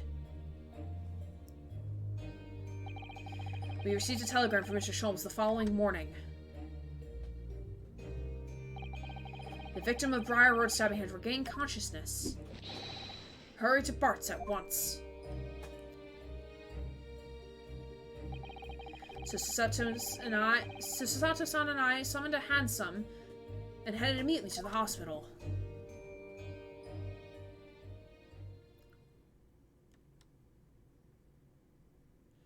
Alright, so we are reliving the trial.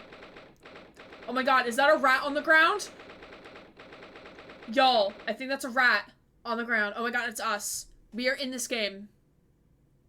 Look. Look at the baby. Look at the baby. Look at the baby. Oh my god. It's us. It's us. His jubilant jubilation was short-lived as he was arrested for not having a dabbing license. LMAO Vaughn.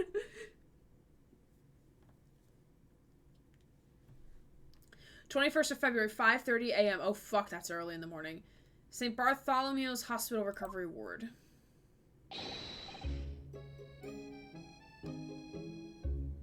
We are canon! We are canon in the game combat. Grant, are you back yet?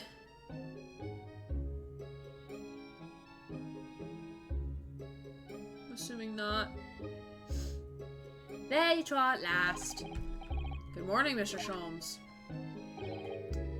I think not. Oh. You're late. What on earth took you so long? This is me trying to do my Sholmes impression, y'all. Sorry. It's not as good as Grant's. The telegram only arrived at 5 o'clock, Mr. Sholmes, and it's a 20-minute ride to the hospital. That's right, and it's 5:30 now. I think we made pretty good time. The time is utterly irrelevant. The fact is, I've been waiting for what felt like an eternity. In point of fact, I myself awoken at 4 this morning by a telegram boy. Feeling it was somewhat unjust that I had alone had been rused at such an hour, I sent one to you. He was a foolish fool, foolishly thinking he could dab foolishly like the most foolish of fools. Funny. So, here's what you missed. I heard. Oh, okay. I just couldn't get it back because my dog needed things. Anyways. Oh, that's fair. That's fair. Yeah, I find it's funny how Sholmes like, oh, I had to awake at this early hour, so that means you had to as well. Yeah, essentially. Gray doing an impression of Grant doing an impression of a character that has no voice. Voiceception? I mean, I'm flattered that you're trying to do an impression. I mean, doesn't he technically have a voice? Isn't there like a scene or two where he speaks? There was one cutscene we saw in the first game where he spoke. Yeah. And feeling it was somewhat surprised, I continued to go on with the words that I can no longer read. I already read that part, I'm sorry. But It's okay. Also, look at us. We're like a little rat in the corner. We're making a cameo. He's just doing a sniff. You're doing a little snoof. A little snoof with the snoot. Well, thanks for that. Anyway, you're here now, so the victim is over there. She's only just regained consciousness. Quick, beat her up. You should introduce yourselves. I shall observe from here. I'm a bit sus. Alright, as you were then. Thank you. Thank you, Elfidor. Like, I need permission from you. So that's the lady who was found on the snow-covered pavement with a knife in her back. She's shorter than I thought she was. Her name is... Ah, yes. Here we are. Miss Green. Oh, that tracks. Miss Considering Green. the green dress, the green dress, the green duffel bag, the green photo frame, and the green blanket, it tracks. Miss Green will make you scream. Anyways. His triplet assistant was short-lived as he was arrested for not having a dabbing license. Good morning. Oh, yeah, you should probably voice Naruhodo. Okay, sure. Well, considering that I already You don't want to talk to yourself, Gray? I can't believe this. I mean, I could. I can voice it, it's fine. I would find it funny, though, you voicing yourself. Hello. I am Rinosuke Naruhodo from the Empire of Japan. I don't know how to voice this kid. Oh no! No! No! Incorrect. I don't know, to be honest. She looks like she's supposed to have like a. She looks like she's supposed to be sweet sounding.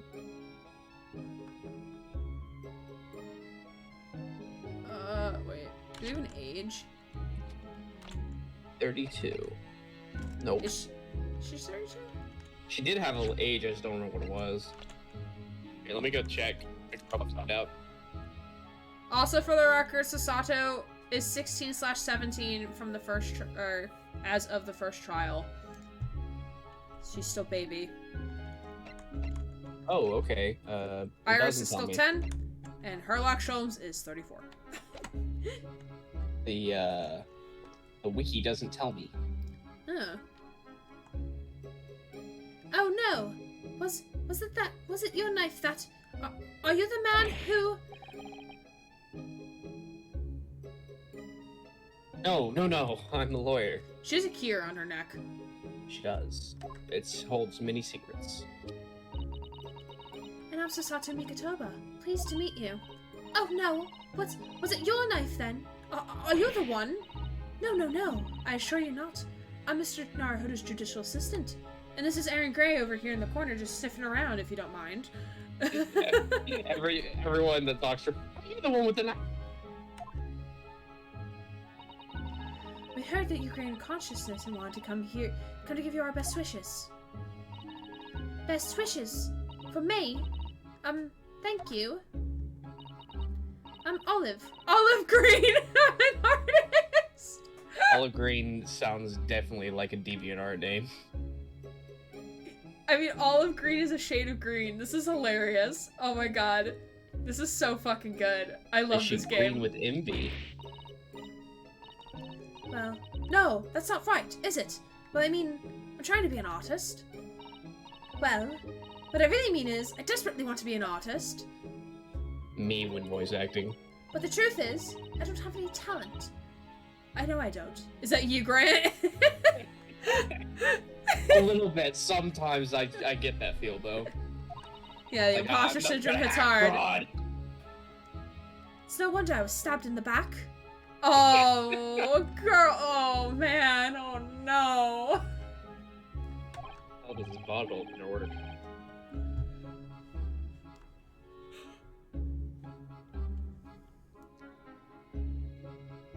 Grant? I don't think that's related, actually. Gosh, this young woman seems to bend over backwards to put herself down. The self-deprecation starts young, y'all. Self-deprecation starts now.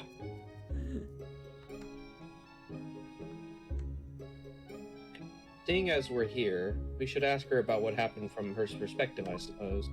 Sorry, I'm so used to you voicing it that every time I see it, I just automatically like, oh, this is her line. Suddenly be struck in the back by a blade as you are walking along the pavement. What a terrible experience you had, Miss Green. It was so cold that day, and the fog was so thick, I couldn't see a thing. That's 4 days ago now, I think. Is that right? Yes, that's right. I'm afraid you've been comatose all that time. But the case has been solved, hasn't it? While I've been here in the hospital, I mean. Indeed it has, my dear madam. Spectacularly by none other than I, Herlock Sholmes. Uh-huh, buddy. You tried to get the wrong person detained.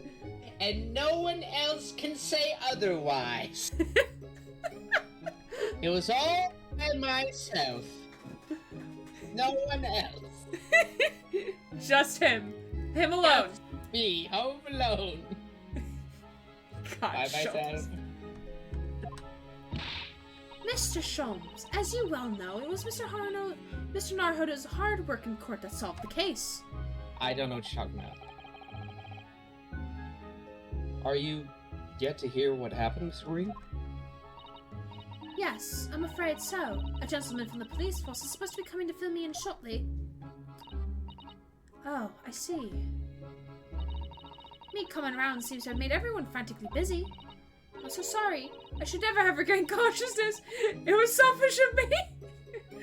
Please, no. Should just remain comatose, have people clean up my shit. No, girl. Oh, no. We're so relieved that you're on the mend, Miss Green. Really, we are.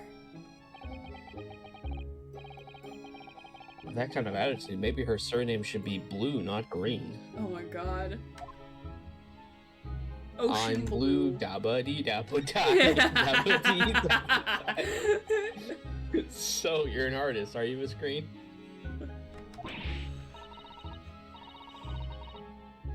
Sorry. What if we had like a song that was instead of I'm blue, it's I'm green?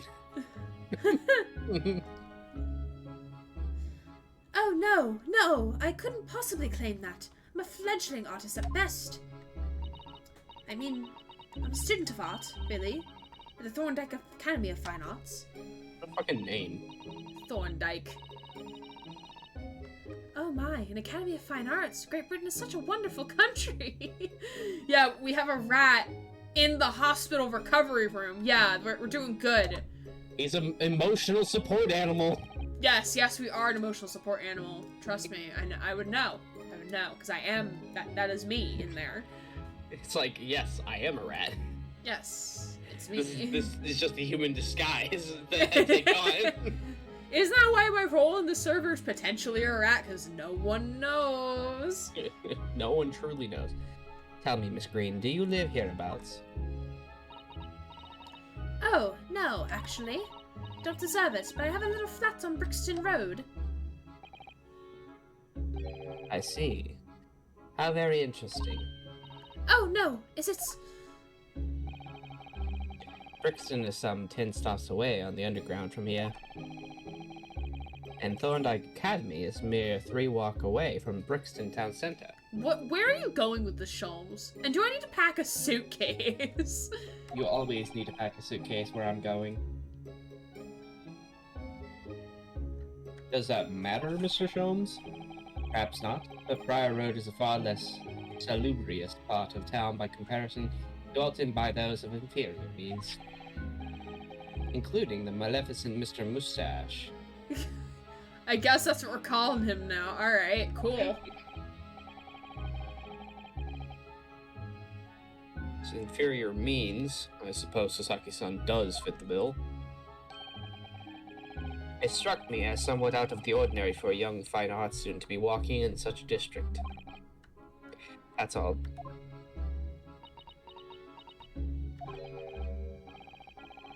What's this? She suddenly clammed up. Mr. Sholmes, you should be ashamed of yourself prying into a young maiden's private affairs. You called her a fair maiden. Dear me, do forgive me. If you don't mind. I'm being discharged shortly, so I need to pack up my things. Oh, yes, of course. We won't keep you. Thank you so much, Miss Green. What things are you packing up? You were comatose in a hospital bed. She's packing up her pet rat. Okay, that's fair. She can bring me with her. That's fine. She needs her emotional support animal. Ooh, we can pan. We can click on the rat! Oh, it's a mouse. Oh, no, wait. Eek! A mouse, Mr. Naruhodo. An enormous mouse. Get it? No. Sag. That would have been very good timing, because I clapped at the same time I said mouse. Permanent hospital. Doesn't seem the best. But looks like a very healthy specimen, doesn't it? It's very plump. Not a good sign. I'm not sure we can say that's down to excellence of this facility, if that's what you were thinking. I don't have a phone, I don't have a light. Scruffy Pikachu! Hello, friends! Hello! Hello? Welcome in, Raiders! Hello! Let me grab you a shout out. The last time you raided, I called myself Grant. Hi, welcome to the Grant chat. Hi, welcome. My name is Aaron Grant now. Oh, you're playing Connection Haunted. Tell me about the game. I've never heard of it before. But hello, Raiders. My name's Aaron Gray, not Grant. Grant is my guest, who's helping me voice act. I'm a queer variety streamer, and tonight we're playing some Great Ace Attorney. We're finally on the second case of the second game, which makes me very happy. Aaron Grant sounds like a comic book character. Aaron Greg. When my student emailed and called me Greg on accident, oh man, that was iconic. Yeah, if you like Grant's work, feel free to follow him on Twitch.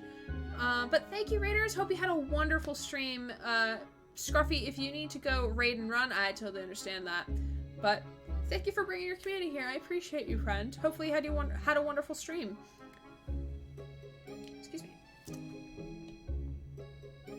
kind of a PS1 style horror shooter that got creepy vibe. Ooh, very cool. Very cool. Yeah, I can't play horror games for the life of me. So like, yeah, just look at her playing Aliens Isolation.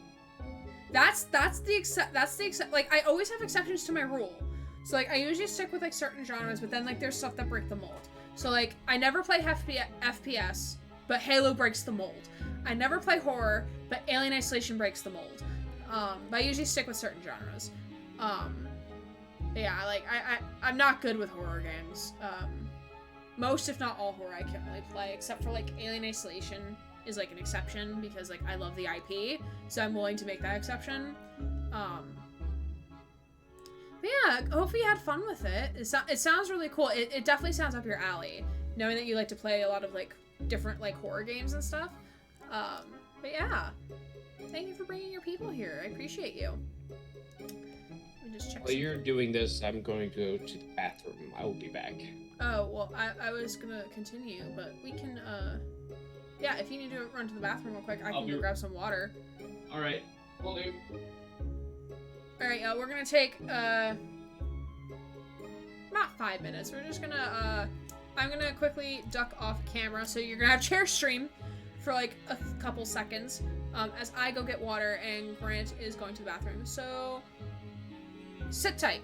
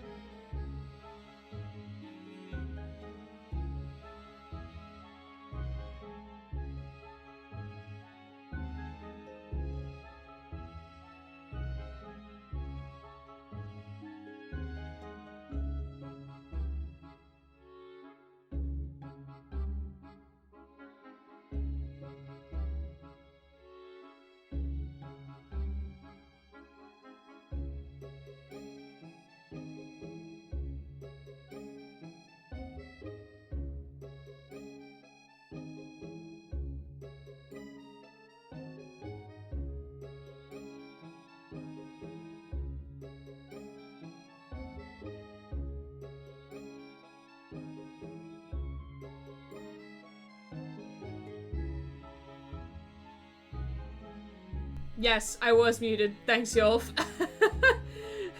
This is what my mods are for. Just maybe.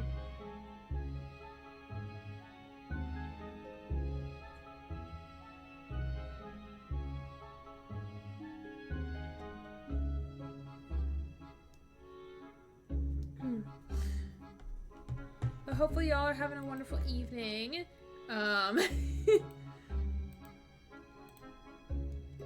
While we're waiting for Grant to come back, I will say that these next couple streams are going to be sponsored by Elements of Adventure. Elements of Adventure is a upcoming multiplayer online RPG game that is completely free to play. There are elements where like you can make purchases and there's ads or like subscriptions, but they're all cosmetic. They're not to help you win or beat the game. And it's designed to be played in like 5 to 15 short bursts. Imagine if Grace streamed herself entirely muted. I pretend not to see. That's what that emote is serving right now. I pretend to not see. I do not perceive. Yeah, so Elements of Adventure, it's mostly a single player, but there is some multiplayer elements where you can like build your own little house and like trade with like tradesmen and whatnot. And while it takes place in a medieval setting, it talks about a lot of the quests and the storylines are based around like modern issues like climate change, class issues, and other stuff, and like human rights issues as well, but in a medieval fantastical setting. So feel free to use my referral link to go and fund their Kickstarter. It is the first game made by the Creative Collective, which I am blanking on the actual name of the Creative Collective, or gaming co-op or collective, called Cat Castle Games. So this would be it's like their first big game. Big as in like the biggest you can get at this point. Not like a AAA game, but still. And it's browser and mobile. So yeah, so feel free to go support them. I might actually pick it up myself, like even though like y'all know me, I don't play a lot of MMORPGs or RPGs generally speaking, but like the fact that it's going to be talking about a lot of like modern issues, I think is like what attracts me to it. And also that it's free. I'm an ex-college student. We like free things. So yeah. And also that like you can play it in really short spurts. So like I can play it in between like having appointments at work or like waiting for students to show up to drop-ins so I can do my job. Those type of things. Okay, I'm back. Hi Ellie, welcome back, friend. We're starting on the second case of the game. And Grant, you are back? Yes. Perfect. I'm back. Perfect. Alright. So yeah, one last time. Sponsored by Elements of Adventure. So feel free to go check out the referral link and see if you want to support them. Now, if you have questions, feel free to message the content creator on Kickstarter or in the Discord server. Alright. Rinosuke, you are up. Ah, this looks like the treatment notes for whoever's occupying this bed. Let's see. I feel like a dunderhead. Why do you feel like a dunderhead, Ellie? You know, Dunderhead. You got a regular head. Do not permit to run around the hospital. Oh, dang. Just what Someone I was failed. looking to do in the morning. Fuck. Someone failed. The patient doesn't seem to be here at the moment, so... He or she is probably running around the hospital then. Oh, good for them. Let them live their best life. It's a child. You just hear like the pounding of feet as they run by. Yeah, really. Oh dear. How worrying. What's worrying is why they haven't discharged the patient yet. I feel like I'm a burden to people. Oh, Ellie, you're not a burden. I know sometimes like it's hard to not feel like that. But like remember that like people care about you and support you and want you to be happy and all those good things. Yeah, sometimes like I know like for me, like it's really hard for me, like especially over text message, like for me not to feel like I'm a burden to others. Like there's a situation at work yesterday where I had a student dropped in to Almas! Look at all the Almas! We love Alma. Yes. We had a student come in who I wasn't sure how to handle and work with that student. So like I was messaging in our moderator chat, so that's all the other advisors, like, hey, the student came in and needs XYZ. Can someone come into my breakout room and help me? And then like one of the advisors responded like, oh, like he needs to do XYZ. And I'm like, yeah, but it's more complicated than that. Can someone please help me? And like, and then that same advisor came in and helped me. Then he had to leave because like he was done answering all the questions. And like I felt like a burden in that moment because I felt like, oh, like I'm a fully fledged advisor at this point. Like I should be fine doing these things on my own. But like then I remembered that like the whole collective of our team, like we're all here to support one another. And like I knew like in the end that like it was okay for me to ask for help because like they want us to ask for help. Like even like the senior advisors still ask each other questions about how to handle things. So yeah. So hopefully that like, I don't know if that helps, but like, don't feel like you're alone in feeling like a burden, because sometimes I still feel like that. Grant, I don't know if you want to add to that, but you're more than welcome to. my suggestion is, whoever you feel like you're a burden to, you could always just like have a talk with them about it, because most of the time, whenever you get feelings like that, they're usually just your own self, your own anxiety getting to you. Me. That's me. That's me. Don't call me out like this. And the reason why I'm saying this is because I felt that way too, and I know people like Gray that have felt that way, and so having an honest conversation with them, so that you can reaffirm that you're not a burden, or if they say that you could help out by doing this or this, then you won't feel like as much of a burden. I mean, it could be as much as just like sweeping or mopping a house to make you feel like you're not a burden to people. So that's my advice to you, because go ahead. Communication's really, it's all right. I do the same thing to you, Gray, so I understand completely. Just having honest communication is the best way to do it. Yeah, and like sometimes like I know like with a lot of relationships, like both platonic and romantic relationships, like there's like people say like, oh, it's give and take 50-50. Like yes, but no. Because like some weeks, some days, one person might need a little more than the other person.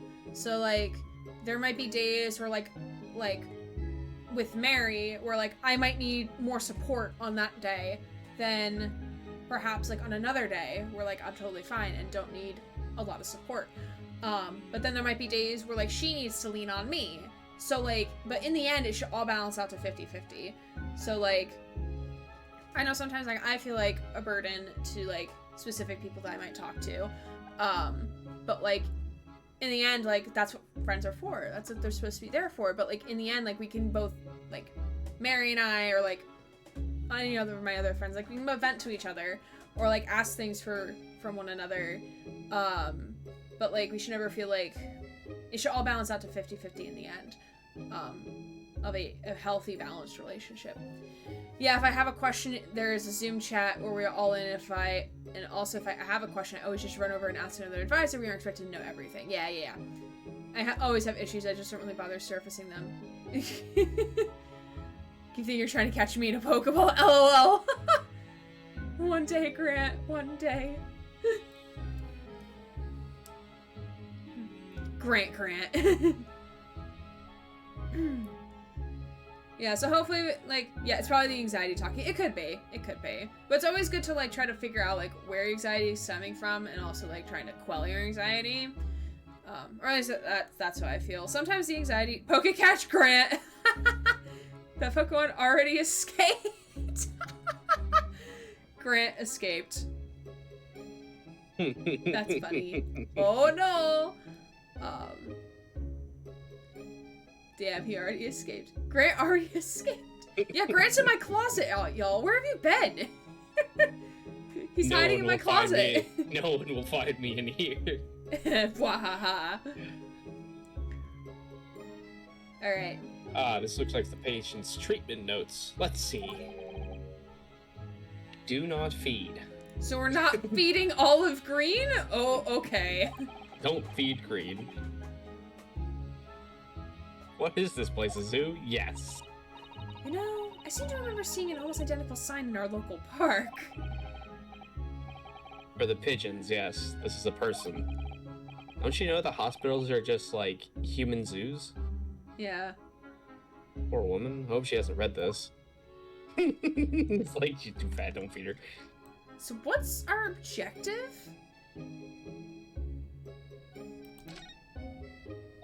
Yes. That must be the bag of Miss Green's personal belongings. She would have been brought directly here after she was found stabbed on the pavement, though. I expect a friend or family member probably brought some things for her. Alright then, let's see what's inside the change of clothes, no doubt. Why are we snooping in front of her? That is my question. What is she gonna... It's not like she's gonna complain about it. She's gonna be like, oh, I probably deserve you snooping through my shit anyway. Going to hop up. I have a fun stream, Aaron. Thank you, Scruffy. I hope you have a wonderful rest of your evening. Thank you for the raid. I appreciate you, friend. Well, goes back to listening to Among Us Imposter Electro Swing. Ooh, spicy. Spicy, Very. Spicy. You got some different tastes for sure. Alright. No, Mr. Naruhodo, you must never scrutinize a young maiden's personal belongings. Young maiden might have chocolates or biscuits or caramel. Oh man, he hungry. He a hungry boy.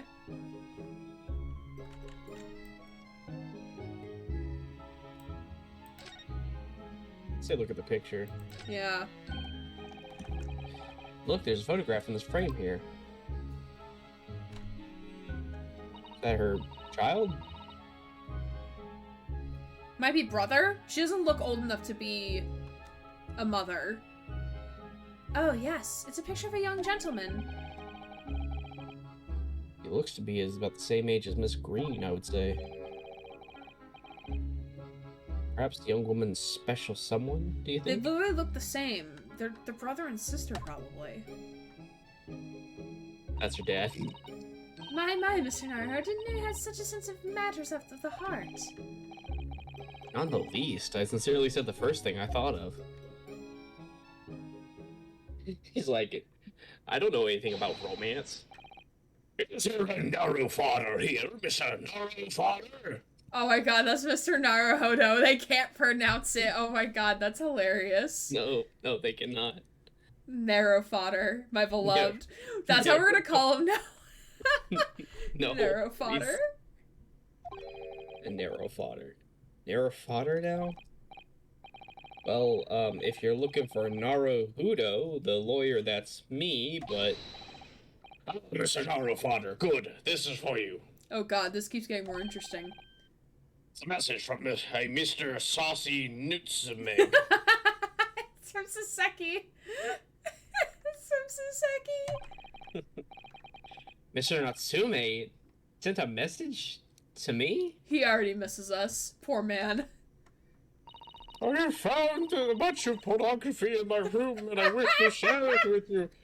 I think the positions that they have is quite exquisite and I might put in my next book. But why would a policeman be delivering a message from Mr. Natsume? Unless if he's in jail again. Oh, Please fuck. help me. They put me in jail for being Asian. Oh, no. Exactly. What's going on? What's the Scotland Yard constable doing playing delivery boy at this time in the morning? Listen, they ran out of postage men.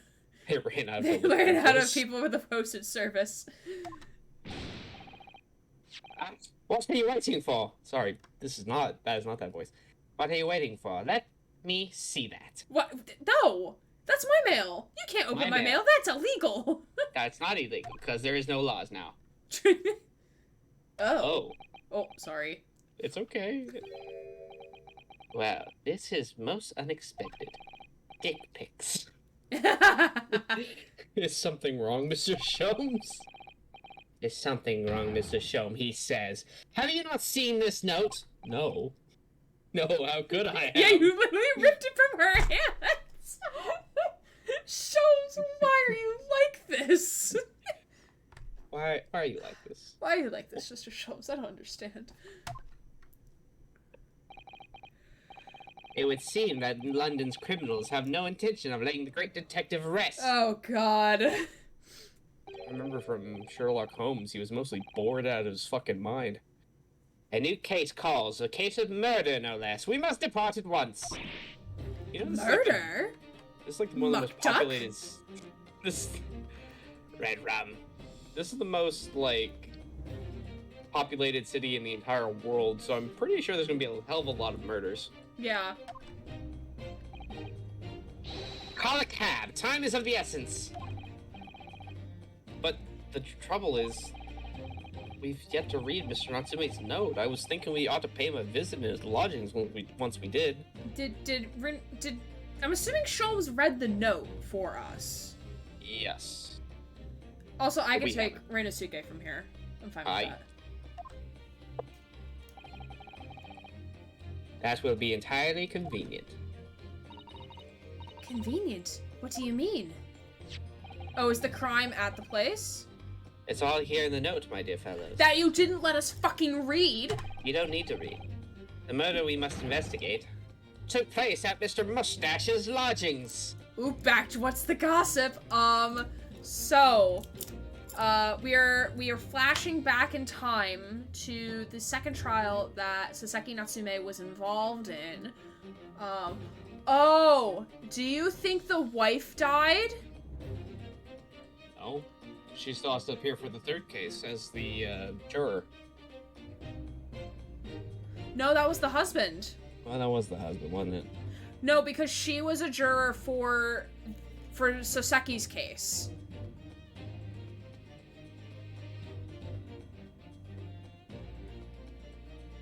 Right? Yes. Yeah, because there was Soseki's case, and I think Soseki's was the last one before the,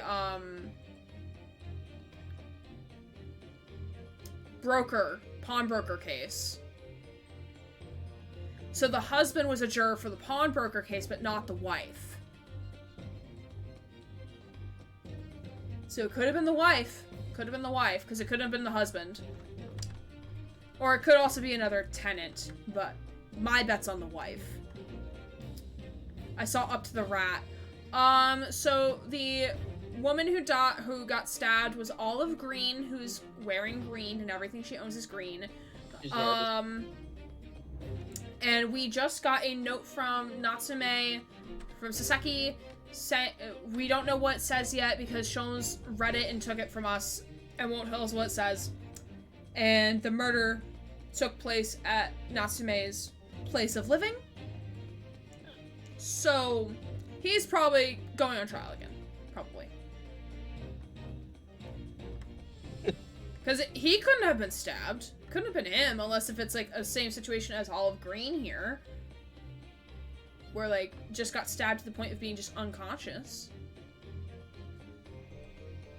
Also, I'm calling it now, I think the person in the picture is her. Is Olive Green. But like, something happened there. Not sure what. Calling it now. It's the same person. Wait. What? Huh? What? Made egotistical to have a picture of herself. I mean, you could. You can. It's just weird to have a solitary photo of just yourself. I'll hear of fierce at once.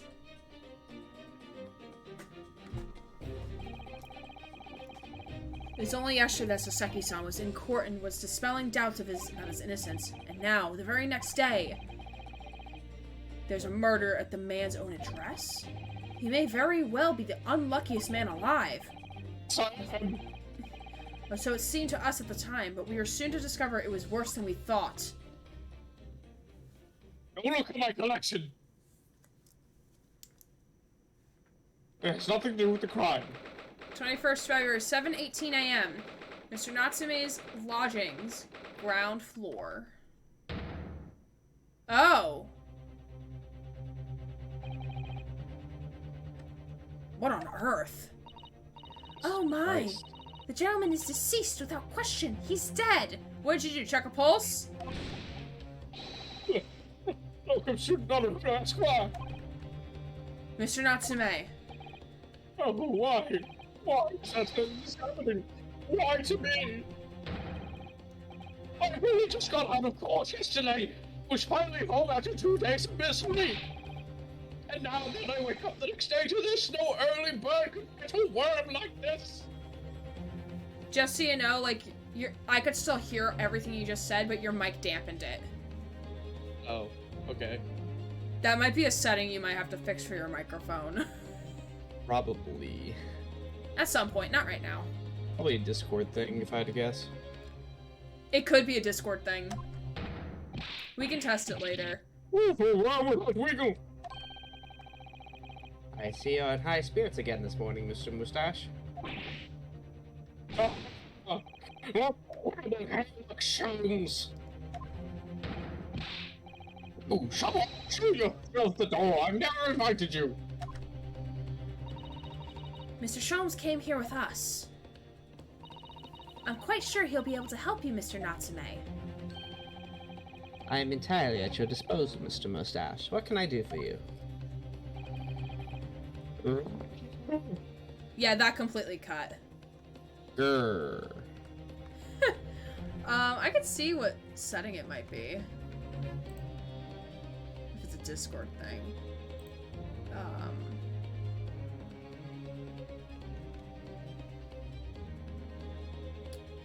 Okay, so if you go under settings, voice and video, under voice processing, Yes. do you have noise reduction on? I have noise suppression. Where's noise suppression? I have echo cancellation. Noise reduction is disabled. It's disabled while noise suppression is active. It's above the, is it like the first thing when you enter advanced? Yeah, turn that off. That should help with it. Do you have echo cancellation also disabled? Let me go back and check because I left it.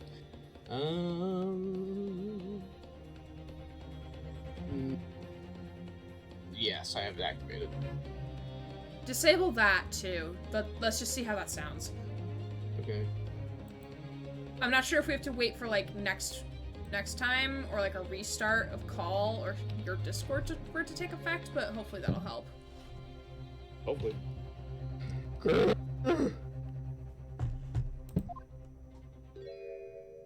Oh, the thumb!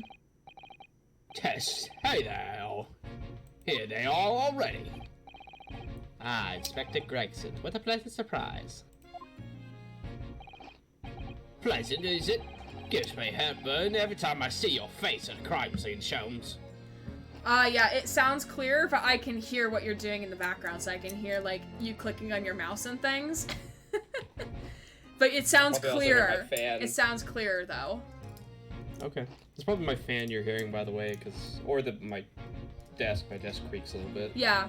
I hear the desk. I just hear a clicking noise. I just don't know if that was the mouse or... Oh, that is me messing with my, Swiss knife. Oh, okay. Sorry about that. No, you're good, you're good. See, now we can hear all, but we should be able to hear you when you're speaking more aggressively as these Aggressively? Yeah, we should be able to hear you better now.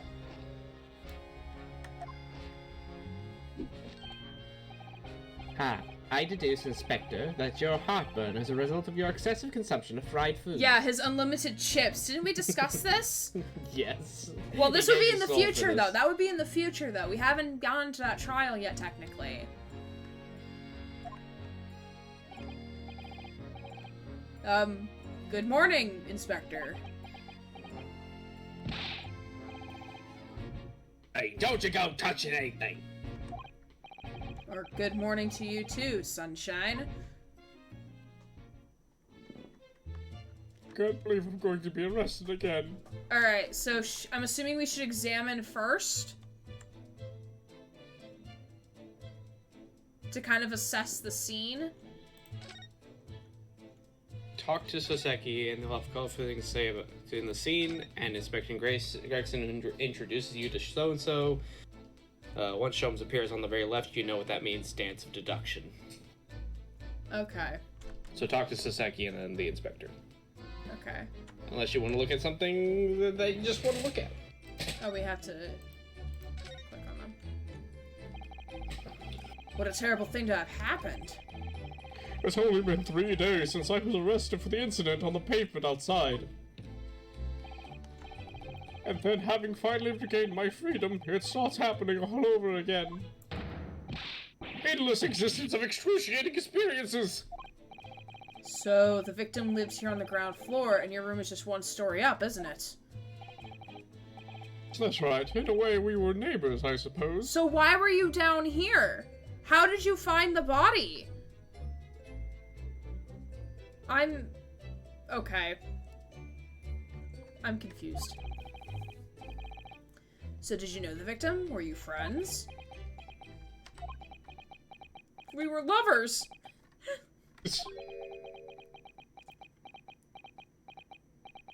Oh man.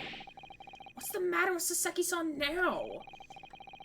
It was an innocent enough question, wasn't it? Why does he seem so shaken by it? Suppose he He wasn't a complete stranger. Oh, he's afraid of anything that might be incriminating. Or that might point to him being the killer. I think that's what he's afraid of. But he did never ever invite me to his room. Never! They were my dealer! They were my dealer! My anxiety pill dealer. My catnip dealer. I swear it! Also, Mr. Gregson is a lot taller than I thought he would be.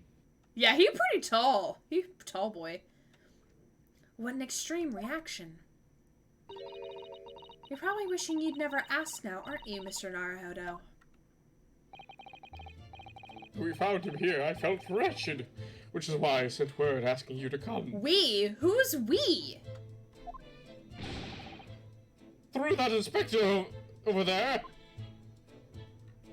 Alright, and now we talk to Gregson. So, Inspector, what was the victim's name? Who was he? William Shakespeare. He was a lodger here. So we have Edgar Allan Poe and William Shakespeare. This is quality content. Oh my god, this game. My fucking god. Wow. Amazing. As you can probably tell, he was an actor. Bit of a dead loss, as it happens. Or just dead. Mr. Shakespeare. I'm not gonna say that with a straight face. Oh my god. It was the landlord who, old Gary Deb and the other lodger, Mr. Natsume, who found him. Interesting. I wonder why they were coming in here, though. The fella didn't rise as his usual hour, so Gary Deb got worried and kicked the door down. Nice. Yeah, I love how I keep asking questions before the game has a chance to answer them. Like, they literally just answered my question. Also, Garradeb kicking down the door? He was an old soldier. Well, like, isn't he, like, not, like, broken, but, like, he's not in the bestest of shape.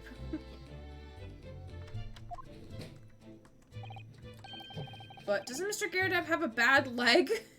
Yeah, yeah. Ah, yeah, you're right. Just had it. It was that cheery Japanese hunchback over there who actually did the kicking. Seriously, Gregson? Seriously? That's kind of important info, but alright, whatever, who cares? Really? Soseki-san? The victim was pretty hard up, it seems. Even done some time inside for petty crimes. He had no money, no place to go, and no friends. His only acquaintance were people in this house. A miserable life and a miserable end to it. Well, at least it wasn't like with real Shakespeare, where he had a wife that they both hated each other. Yeah. So, what exactly is Mr. Natsume still doing here? He's not involved in the investigation, so shouldn't you have sent him away from the crime scene? Well, I'm not saying it's because the fella looks odd or anything, or that he's acting suspicious. It might be a bit of racism, gotta be honest. But I thought it would be prudent to take a statement from the cohabiter. You nearly said culprit there, didn't you? Oh dear. Mr. Natsume appears to be under suspicion again. I wonder why. Just chomping on those chips on the crime scene. Yeah, definitely.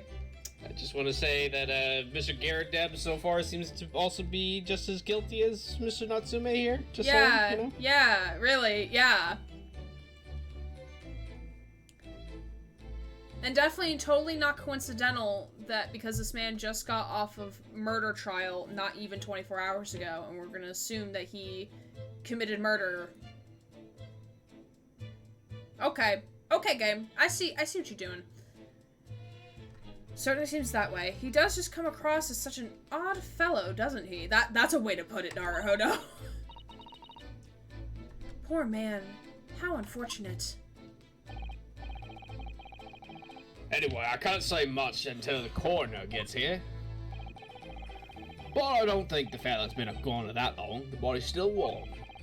Even if the inspector would allow it, I don't think I could bring myself to touch a dead body. Sholmes? Sholmes? What is this, Sholmes? Please, the foot? I'm posing. For what though? There's no camera. I'm posing for your camera. Oh, God. The camera of your eyes. Mr. Sholmes, what are you doing? Ah, you only observe to know it, my dear fellow. Investigating, naturally. There's nothing natural about that pose. Mr. Sholmes, have you made some miraculous discovery?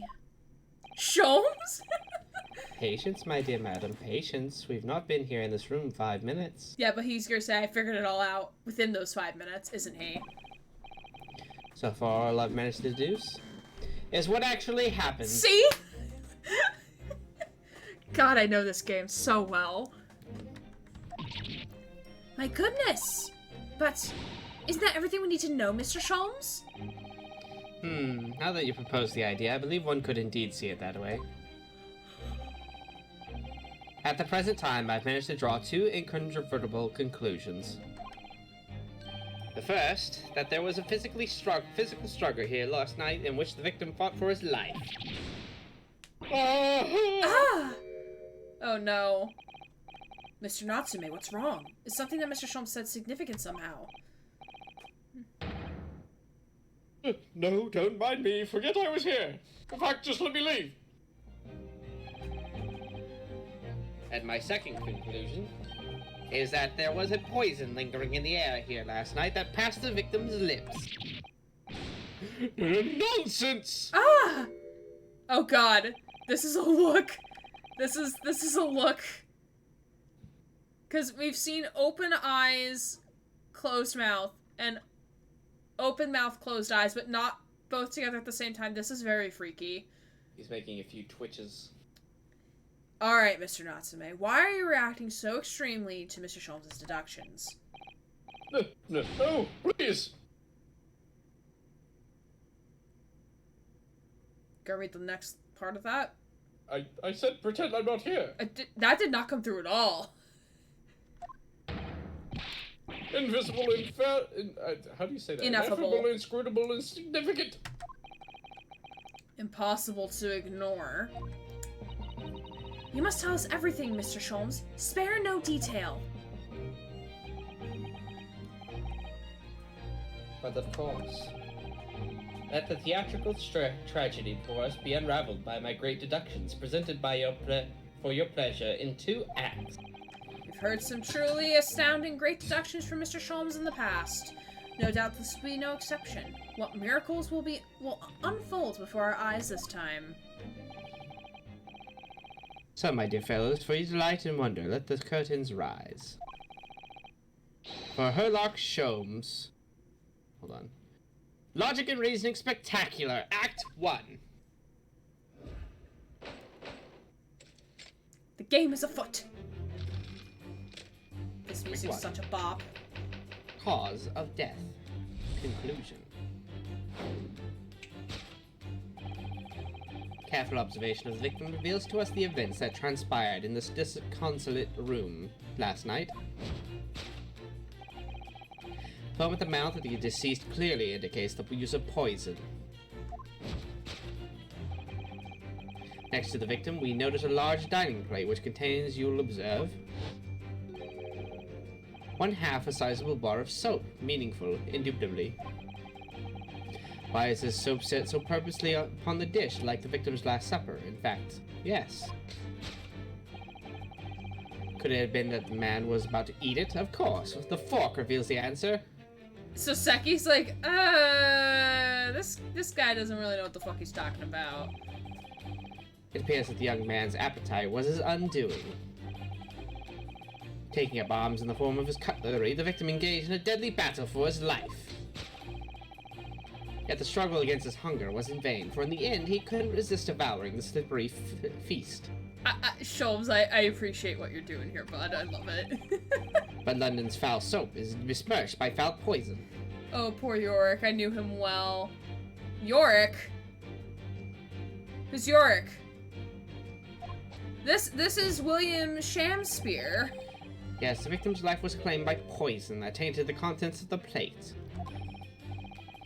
The soap and the lather about the young man's mouth are too perfectly matched to ignore. The cause of death was clearly intoxication due to excessive ingestion of foul soap. Part of that is correct. The other part is not correct. Though personally, I have a greater interest in the taste of foul candle wax, of course. Oh my god, Sholmes. From Hamlet. Oh, okay. Poisoning from soap ingestion. Topic 2. Suicide or murder.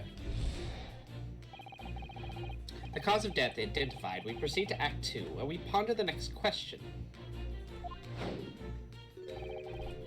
Was it suicide or murder? Oh man, he twitching. The audience will recall that the death occurred during the victim's last supper. Did the man dine and die alone? The single teacup suggests the answer. To draw a conclusion on such meager evidence would be foolish, however, certainly. A careful criminal could have absconded with his own cup to cover his tracks. Well, allow me to lift the veil of doubt, my dear fellow. Indeed, what reveals the answer, of course, is the broken lock. No, that would be incorrect because that was the door they busted down. Yep. Though forced open now at the time of the incident, this door was locked. And the sole key was in the victim's pocket. In other words, when the victim consumed the poison, he must have been alone. Alone with his inferior soap, from whence wafted an inferior scent. And with that recent aroma lingering in the air, the victim met his end in tragic solitude. Okay, so was he poisoned by the soap or was he poisoned by the air? It can't be both, Sholmes. We can take comfort only in the fact that his soul was well cleansed on its way to the hereafter. Sholmes, please, this is not time for jokes. Conclusion? No possible perpetrator present. Yeah, Soseki should be happy about that, though.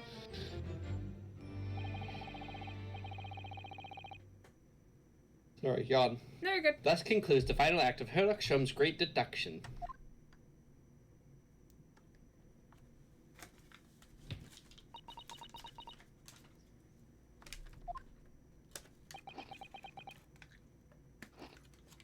Greg's just snacking on, like, his chips like he's at the theater while watching The Great Deduction.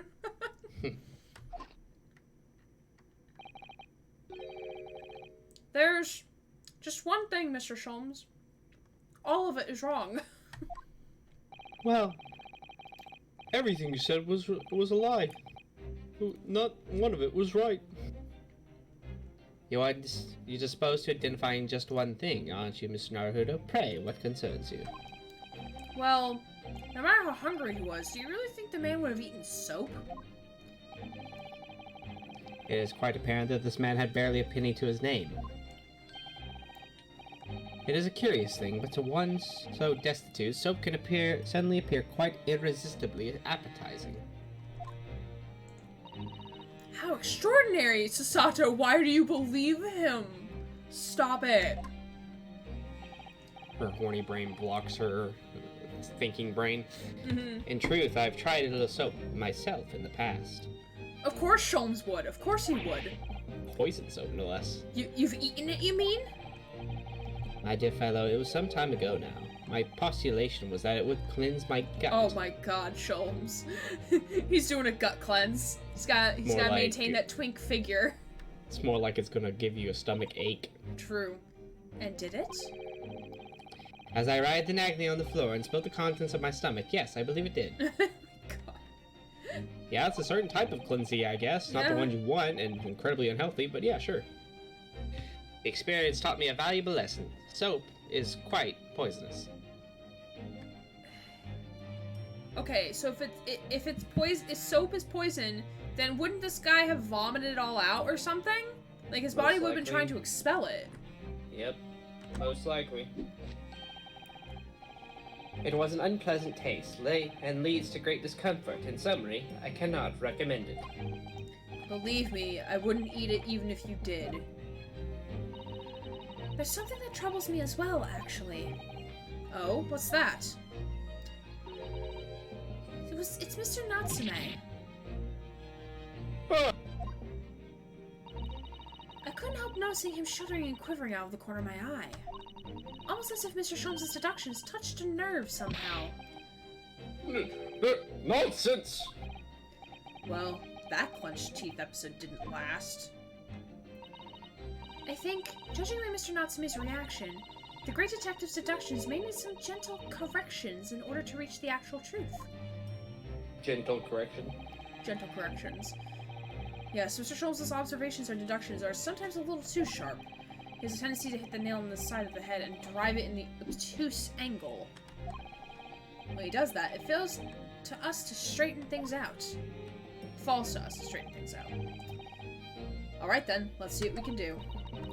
Yes, we must pick out key words in Mr. Sholmes' quite brilliant deductions. Oh, this is a fucking tutorial. Tutorial. Exchange them for something that makes a little more sense. I'm shaking because I'm addicted to cocaine, which is perfectly legal this day and age. I'm shaking, addicted to cocaine, which is perfectly illegal in this day and age. If we can do that, I'm sure we'll arrive at what Mr. Sholmes meant to say in the first place. Are you ready for the second performance of the day? Once again, my dear fellows, for your continued delight and wonder, let the curtains rise. For Herlock Sholmes, Logic and Reasoning Spectacular, Act 1.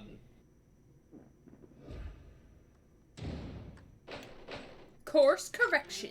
Hold it, Mr. Sholmes.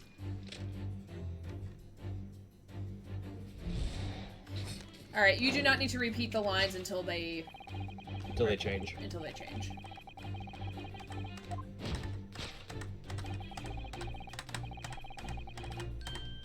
You're pressing the keyboard with the music. Yeah, I am. Because it won't let me bypass it.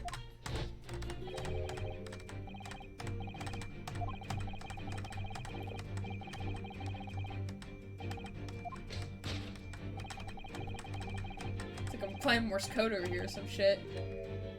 Alright, here we go. Well, you can't deny that fork implies a man was eating something, or about to eat something. Yes, that's true. If I were to decide to eat some soap, I should prefer to use a fork than to attempt it with chopsticks. And of course, only half the bar soup is left on the plate.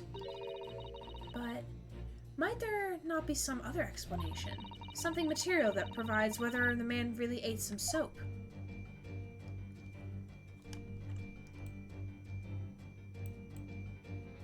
Oh, there's the other half.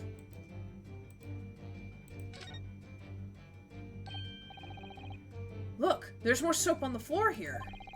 Mr. Shamsphere must really love this stuff. Let's not jump to conclusions, Mr. Naruhodo. Look closely at the soap. Do you see that it would fit together perfectly with the half bar on the table? What the? How can that be? I think that they are two halves of the same bar that broke apart. Yes.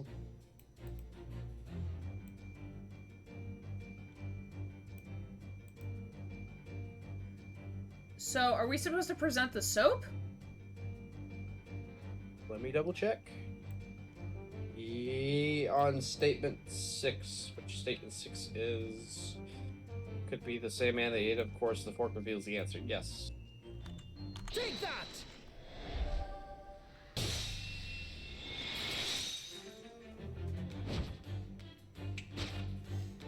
I love these sequences so much and seeing them work together. It's so nice. It's so cool.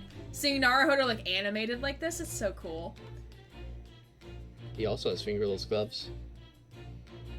Well, they're just like they cover the back of the hand, not the fingers though.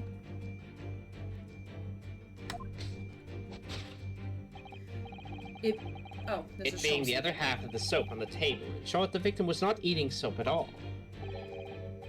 But it's obvious, really, for no depths of hunger could drive any man to attempt to eat soap. Sir, you just changed your argument completely. Even I, with my unquenchable thirst for practical knowledge, took only a single bite. Rainosuke's face like, bro, what? But that begs the question of how the man was poisoned, because there's no sign of any food on the table. The teacup!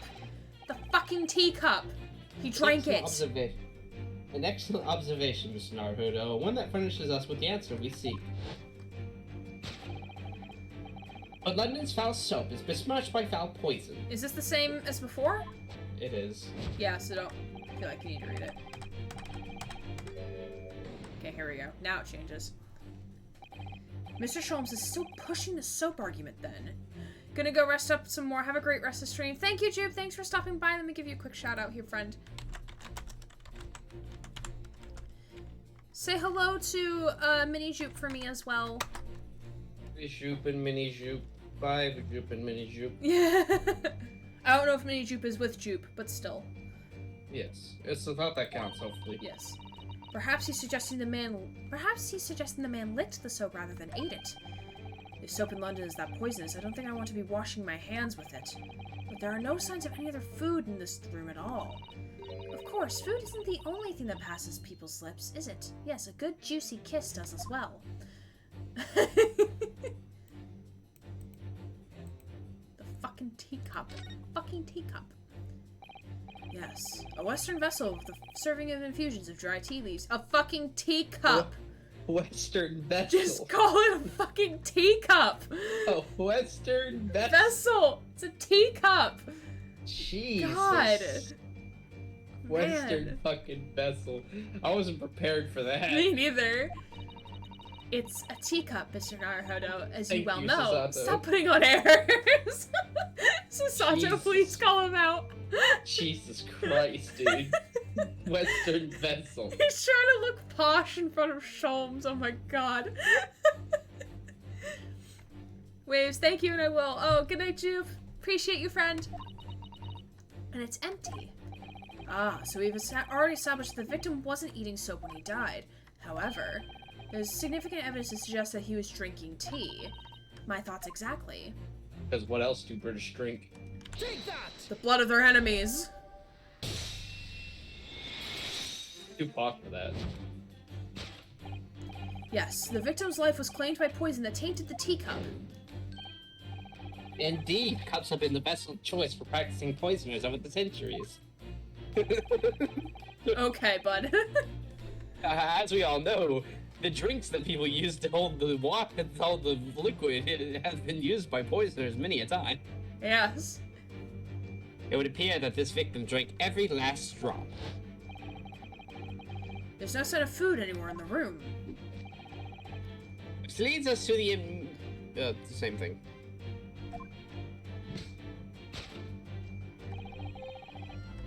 His death was intoxication due to the ingestion of poison contained in the teacup.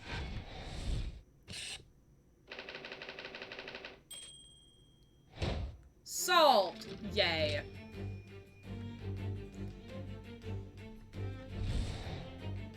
This piece is such a bop.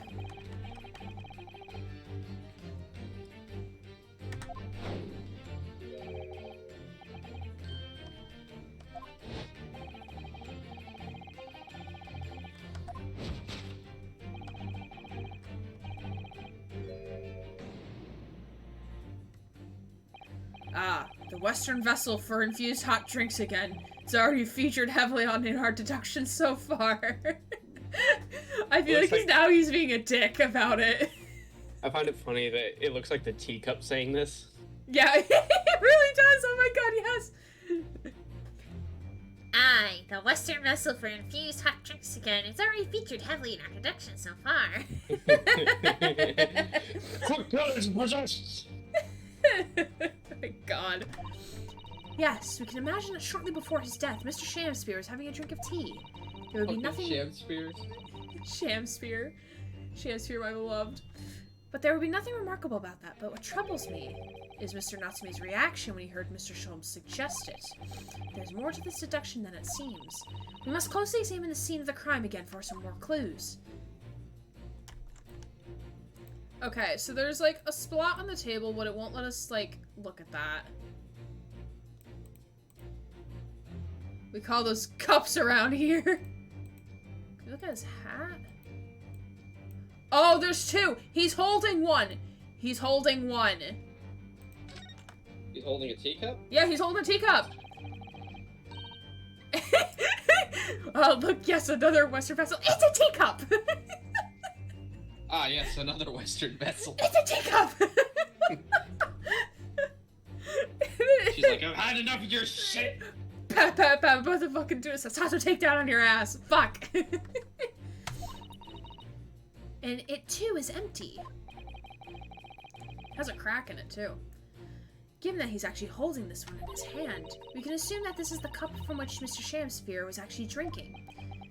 Shamsphere. But if that's the case, this changes everything. Everything we've deduced up till now is turned on its head.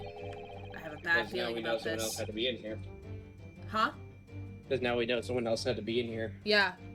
And because the door was locked, they must somehow still be in the room.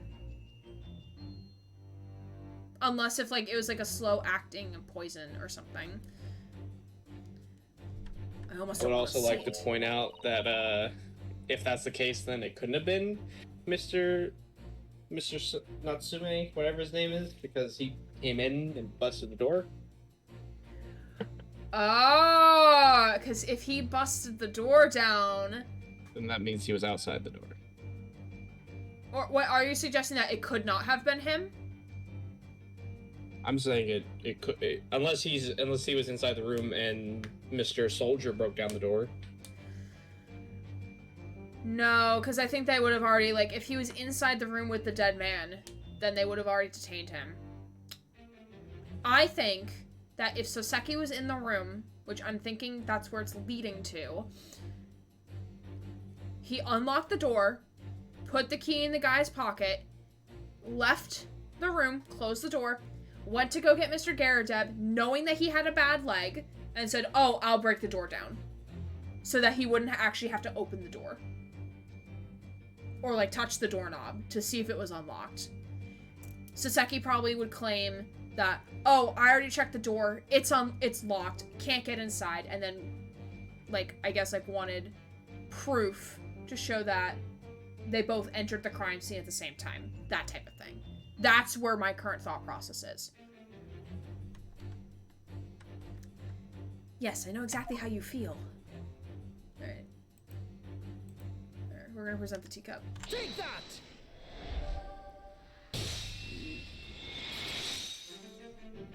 And that game was like raw. Yeah.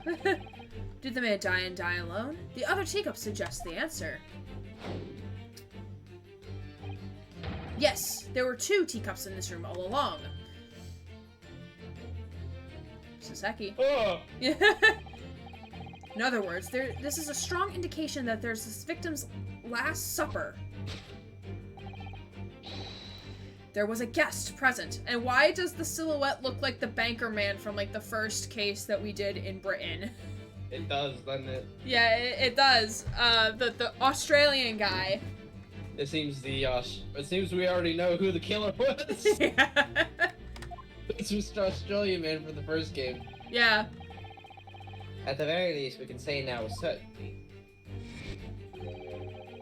And that somebody else was here in the room last night, making tea with the victim. What are you talking about? Utterly unbelievably, unjustably unreasonable. Sure. That's how he said this. Okay. In which case, what more can we deduce about this possible guest at the table? Well, allow me to lift the veil of doubt, my dear fellow. Do you mean to say you know who exactly was in the room at the time of the victim's death? Okay, and this is repeated because it's the door.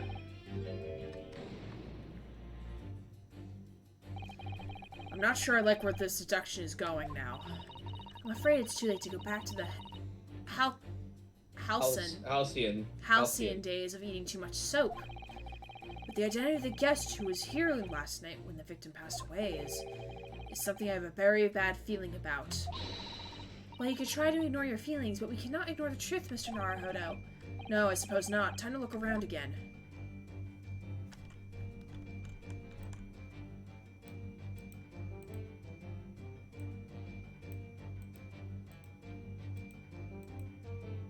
Okay, so there's a candle. Even Mr. Shamsphere didn't eat candles, it seems. We've already established that he didn't eat soap, either. Do you think perhaps the guest brought this candle here last night? Even if he or she did, doesn't reveal anything about the guest's identity. Good point. There goes my idea. Stuffed out like the candle would be. If you sigh so deeply, Mr. Naruto, you're in danger of blowing out the flame.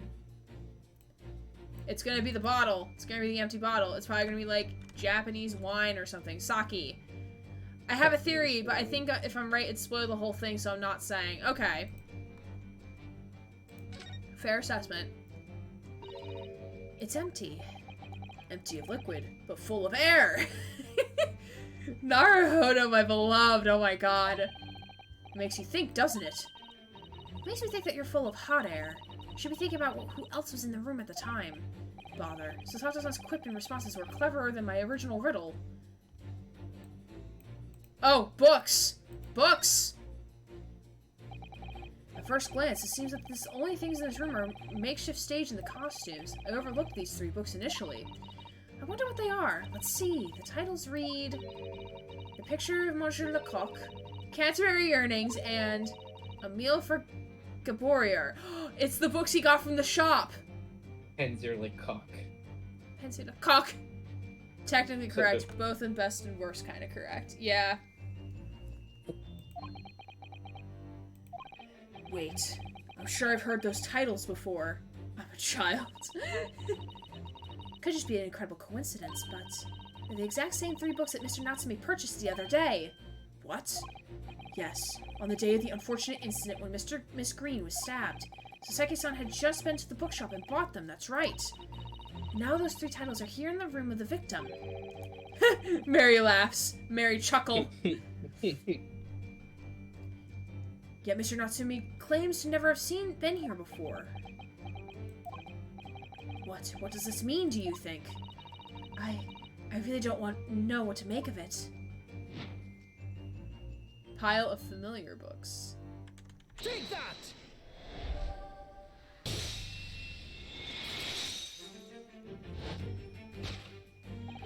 Indeed. What reveals the answer, of course, is the pile of familiar books. It's so. It's no mere coincidence that these 3 titles are here in this room. It's the link to the truth. I would say I'm an adult, but I will always giggle at the word cock. Cock!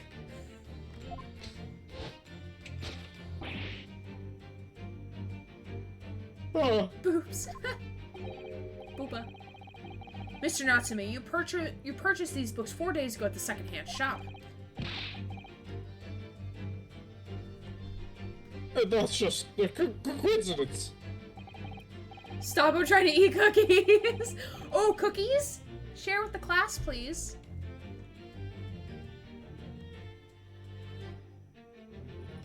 Read. In that case, you'll be able to bring the same 3 tiles from your own room, will you not? This very moment. Man, he's been made. Oh no, non-negotiable. Yep, he's been made. If you can't bring your own 3 copies here, it proves that these 3 books are in fact yours. They're chocolate chip with M&Ms in them. Ooh!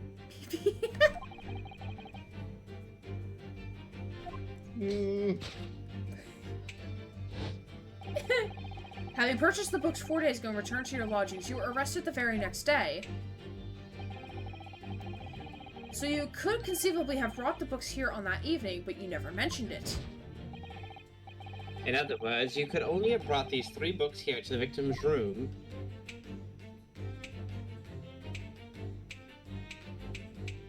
What is this?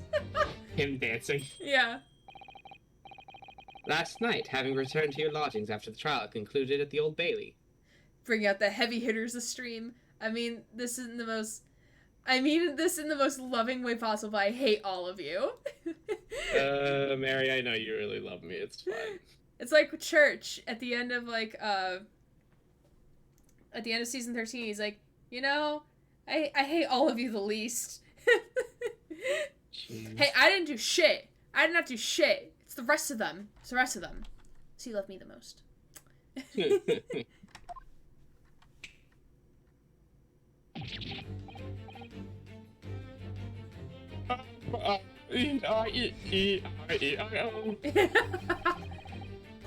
In short, there's only one possible conclusion.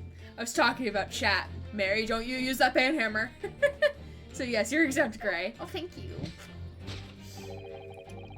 Grandson Zip, Satch. Yeah, because you were playing into it, Mr. Because I was wanting Boobs, Titty, and Poo Poo.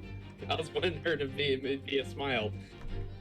The victim died here in this room last night as a result of poisoning. That same night, the victim had a visitor. And that visitor Puts my banhammer away. Good. Was you, Mr. Soseki Natsume. I plead the fifth! Oh wait, this is America. thus concludes the final act of Herlock Sholmes' great deduction. That we fixed for you, Mr. Sholmes.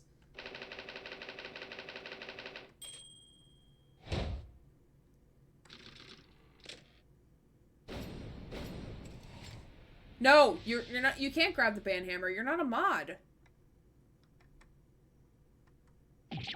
Man's about to look like he's gonna take a shit.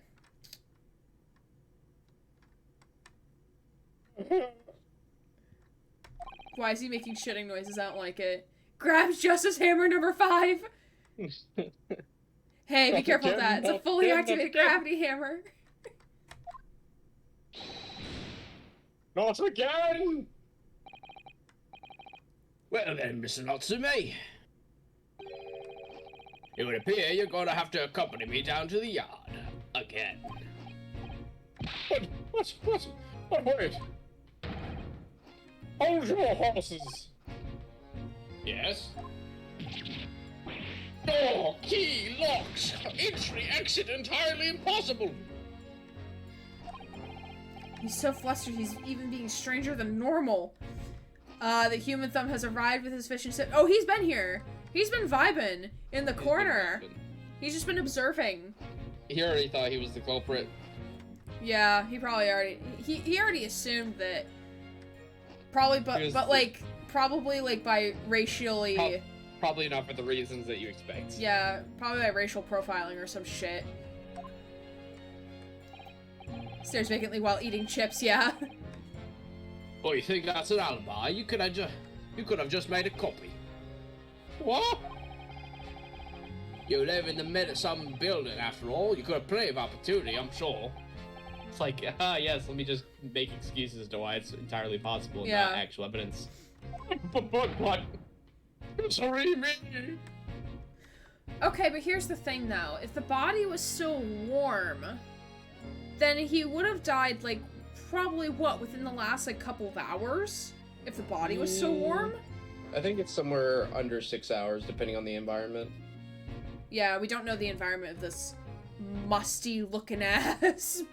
I mean, my guess is it could be a minimum 4 hours. Yeah.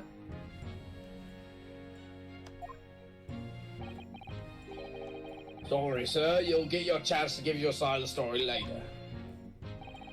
As we all know, it's guilty first, ask questions later. Yep. The facts speak for themselves, Mr. Mustache. You Herlock Sholmes! Oh, so he's gonna blame Herlock Sholmes and not us, even though we basically, like, outed him. To be fair, Herlock Sholmes is taking the credit, might as well take the consequences. Yep. He really has found himself in an arch rival now, hasn't he? So this is where the arch nemesis comes in. Arch nemesis. Now, no dilly-dallying. Outside, there's a carriage waiting. Welcome, student Naruhodo Esquire! I never imagined I'd be in this position again, but... You have to help me, please, please! I'm innocent! Alright, I understand. We'll come to your cell later and talk about it. And one more thing. Oh, yes. My Paul is looking at.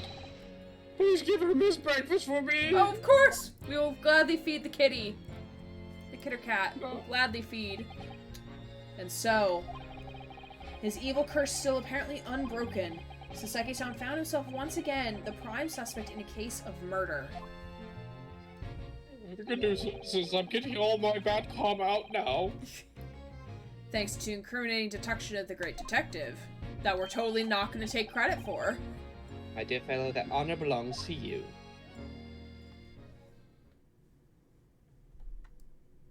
We did actually correct him, so... Yeah, we did correct him. Well, at least that means Inspector Gregson is no longer here. Can examine the crime scene in more detail now. Yes, that's right. And, of course. What? Have you forgotten what the inspector mentioned before? It was the landlord, Mr. Garrideb, who discovered Mr. Shamsphere. Mr. John Garrideb, yes. I expect we could find him sitting in his room on the top floor as usual. Right. We must remember to go and talk to him later, then. Please let his wife not be there. I think we're gonna end it here for the night, because I think this is a good spot to end. Sounds good to me. Yeah, because, like, then next week, if we're good for next week, because it's going to depend on your schedule, that'll be a good spot to, like, pick up, because then, like, all of it will be fresh in our minds. Alright. Well, that was fun! Yep. Yay, we did it. We did things. Yay! Yay. Alright, let's see who we're gonna go raid. Raid Shadow Legends. You better stop the fuck now. Let's see. Ooh, Ben Syke is playing Bigfoot. I have not raided him, like, in, like, so long. So we're gonna go say hello to him. He's playing Bigfoot, so I'm assuming Bigfoot, scary horror game-ish type of thing.